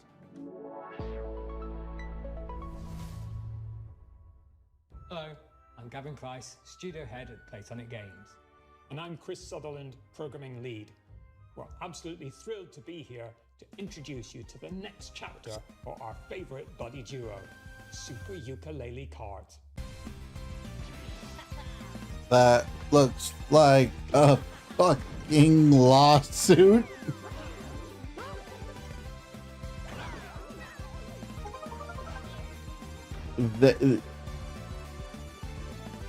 God, they really just went, let's just copy Super Mario Kart. For the starting grid. We're hitting the track in a unique style to give karting fans an experience like no other. Unique style, and it really freaking skill reigns supreme.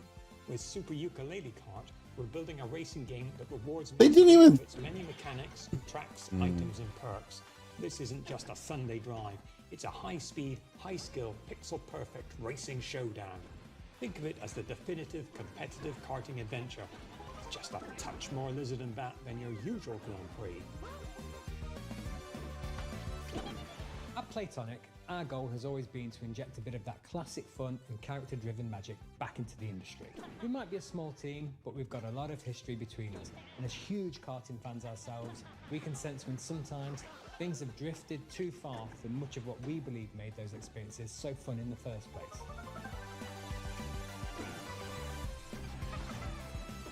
Basically, you saw Mario Kart, but they're not making the game we wanted, and they made Mario Kart. It's quick to pick up, but for hardcore genre fans, we're one-upping everything you already know and love from the best karting games and ramping up the skill level even further with new racing techniques, unleashing outrageous attacks on your opponents and gaining every advantage possible right up to the finish line. Not only that, we want you to be able to have your karting cake and eat it too. With Super Ukulele Kart, you'll be able to set up races with an unparalleled degree of customization and flexibility, guaranteeing endless ways to compete with your friends to whatever extremes you desire. We can't wait to see you on the track and test ourselves against you too. Thank you so much for letting us share Super Ukulele Kart with you today. We've been fine-tuning this one for a while, and it's a relief to finally have it out of the garage and into your hands. If you'd like to support us, please do head over to Steam to follow and wishlist the game. It truly makes a massive difference for us. We'll also be hosting a series of beta tests very soon, so do keep an eye out for our Very what? We'd love your help in getting this across the finish line and making the game the definitive karting experience. Thanks for watching. Beta See you on the test. starting grid. Can't wait to reveal more features soon. Can't wait for the lawsuit. Although, you know, Disney, Nintendo might be gun shy. All the way from Poland, we've got some news from the creators of The Invincible. Oh, hi. We are Starwood Industries, the team behind Into the Fire. It's a cataclysm extraction survival game where you have to navigate ever-changing terrain, battle against fire and volcanic demons to find and rescue survivors. In order to truly capture the high-stakes pressure, obviously, and fire physics itself, we didn't just read the manuals.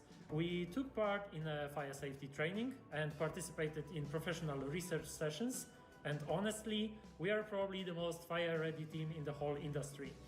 You could say, in other words, that we truly know how to handle the heat. It was supposed to be a quiet trip, but this place was already breaking. Dust Runner here, back in New Syndra. Nothing settled ground shifting, rocks coming down. You'll feel it soon enough. You know what to look for. Bring it back. Don't stop moving.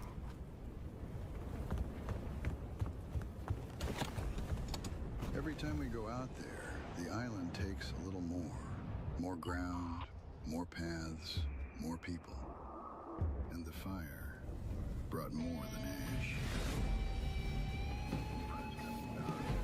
The locals turned. The cults emerged. And the island fell apart. We bring back whoever we can. You make the call. Push further. I'm going in! Or turn back. Dust Runner on final. 30 seconds to RV. I'm coming for you! Almost there! So we keep going back into the fire. Oh my god, not again. Alright, listen everyone, let's put our skills to the test. Evacuate!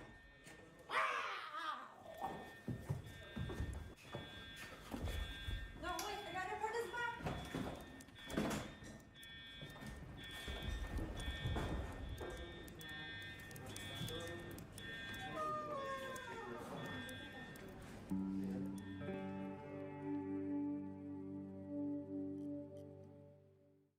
This next game is the latest in a series of well-known cooperative puzzle platformers. That's right, folks. It's time for another... Never been seen video game screen. I don't know about you folks, but he's really trying my patience. That's not funny. Isn't that dude who fucking did the sock puppet at the fucking video game awards? Once upon a time, in a distant corner of the kingdom, two youngsters stumbled into trouble and unknowingly bound their fate to the realm's greatest heroes. Who are you two? They must have somehow tampered with Trine's magic. Are they trying to replace us? We're just as baffled as you are. The heroes of Trine are three. Three? You don't need to convince us. The last thing we want is to be stuck with a trio of fossils.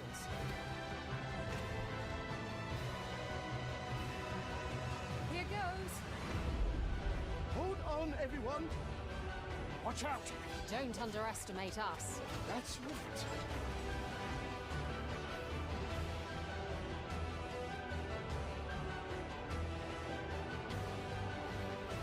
What's that? It's another magic beastie!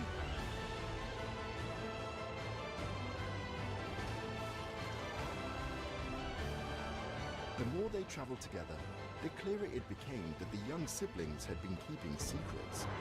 Some of them much darker than the rest. I shall see you soon, heroes.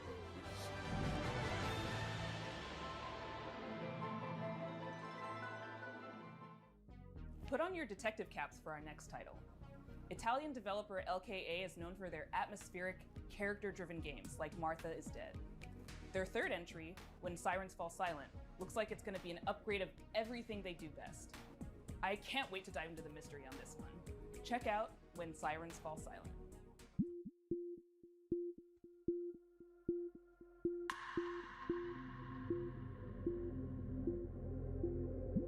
Hi, I'm Luca Dalco. I'm the founder and artistic director of LKA Studios, a small 10-person company specialized in deep narrative-based psychological games. Our first games were The Town of Light and Martha is Dead. When Silence Falls Silent is our third title. We named this series Storie senza voce, voiceless stories, and through these stories we try to explore forgotten people, voiceless people. We aim to shine a light on their suffering because they deserve to be heard, and also because their stories are still sadly relevant in today's world. Holy shit, what happened here? You hear that, kid? I bet he's exaggerating. Come on, let's get on with it. When Silence Falls Silent is a dark psychological thriller with horror undertones set in Italy in the... Ooh, it's a creepy game. The player takes on the role of Mila, a rookie police officer who is unexpected. Looks like this is the last one. To a major case triggered by the rampage of a serial killer. As the investigation unfolds, Mila becomes increasingly... Thanks, that one's a hole. And the boundary between reality and supernatural grows even more blurred. We address many complex and controversial topics that we believe deserve more attention, like human trafficking, addictions, trauma, and misogyny. Ibuprofen, getting high off of Tylenol. Going to save her? It makes me nervous to think she's depending on us. Yes. I'm sure we'll be the ones to find her. And you will become the new commissioner. Instead of that pathetic little man. I don't know about that. You like to fantasize, huh? Characters are at the core of When Silence Falls Silent story, and we are placing a strong focus on character interactions alongside a structured and rich gameplay experience, including branching dialogues, investigation mechanics, exploration, environmental puzzles, and some rather significant surprises. The UV lamp has shown up large traces of blood. Why did that man bring me here? It must be an important clue. Oh, that lagoon is cursed. Based on players' choices, the protagonist's inner fragilities will gradually emerge and significantly change the way the game's story is experienced. This is a huge evolution for us as a studio, and we really hope you can feel the passion we are putting in this game as we continue to push boundaries and stay true to the DNA that defines LKA games. Thank you very much for watching.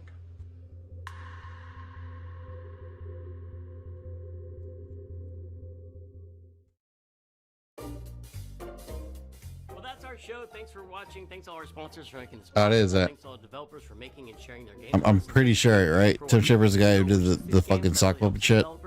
And I hope you enjoyed all the electro surprises. That's the cool one, right? That's what we're going with. Thank you to our generous sponsors. God, he's without pretentious. whom Day of the Devs would not exist. Baller Games, 47 Communications, the Game Awards, Idea Xbox, Razer, Sony Interactive Entertainment, Summer Game Fest, Thunder Lotus, Unity, Wired Productions, and Exola. If you don't know who Exola is, they love indie games and are building a brighter future for the industry we love. They connect all the tools, systems, payments, and web shops for the video games industry. No, but that's crap. All right, well, that was the end of it.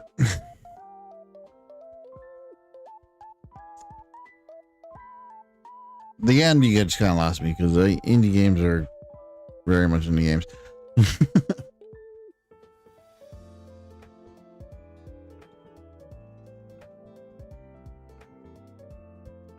Anyways, yeah, so Street Fighter looking good.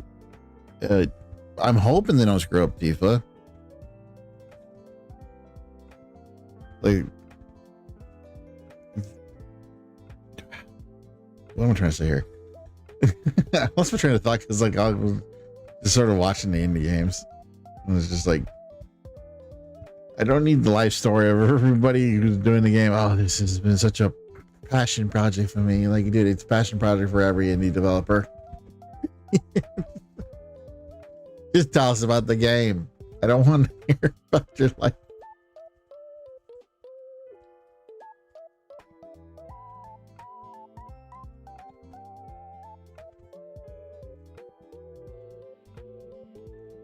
Anyways, obviously, I'm looking forward to Monster Hunter, and if you guys want the Monster Hunter community, let me know what monster you're looking forward to seeing in the sequel. I'm 100% thinking Velstrax coming back. 100% not looking forward to Kushla Dora.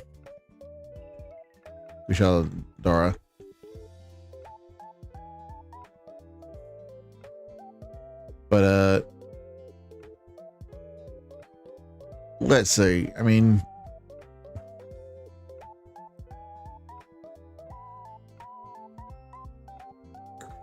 I don't know how to pronounce that damn bird's name. I do not know how to pronounce that damn bird's name.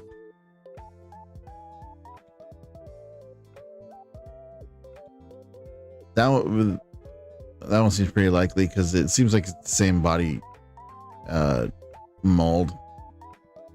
The new bird, the one with like the 5.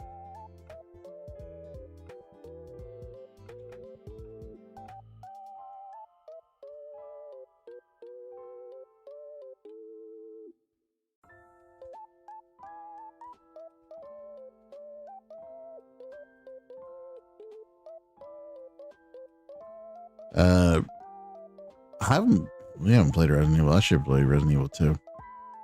We should play Resident Evil 2. I don't know why I haven't.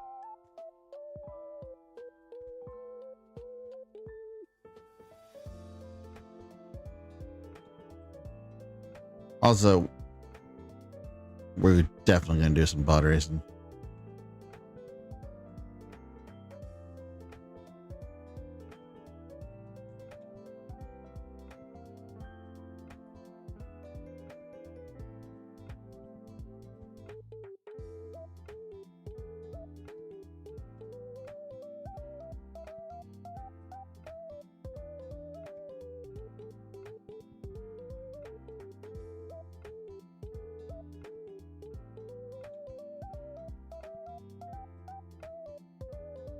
Oh, that's good. Anyways, I'd love to hear your guys' opinion. So, let me know in the comments. I'd really appreciate it.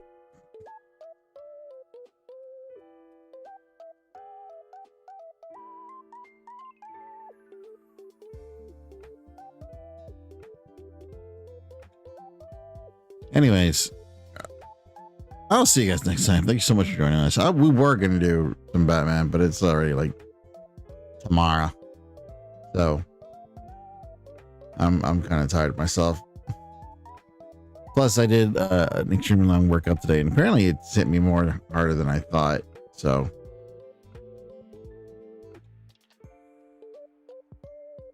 anyways, this is your Uncle Wolf Boy Castor. I'll see you guys next time. Later, people.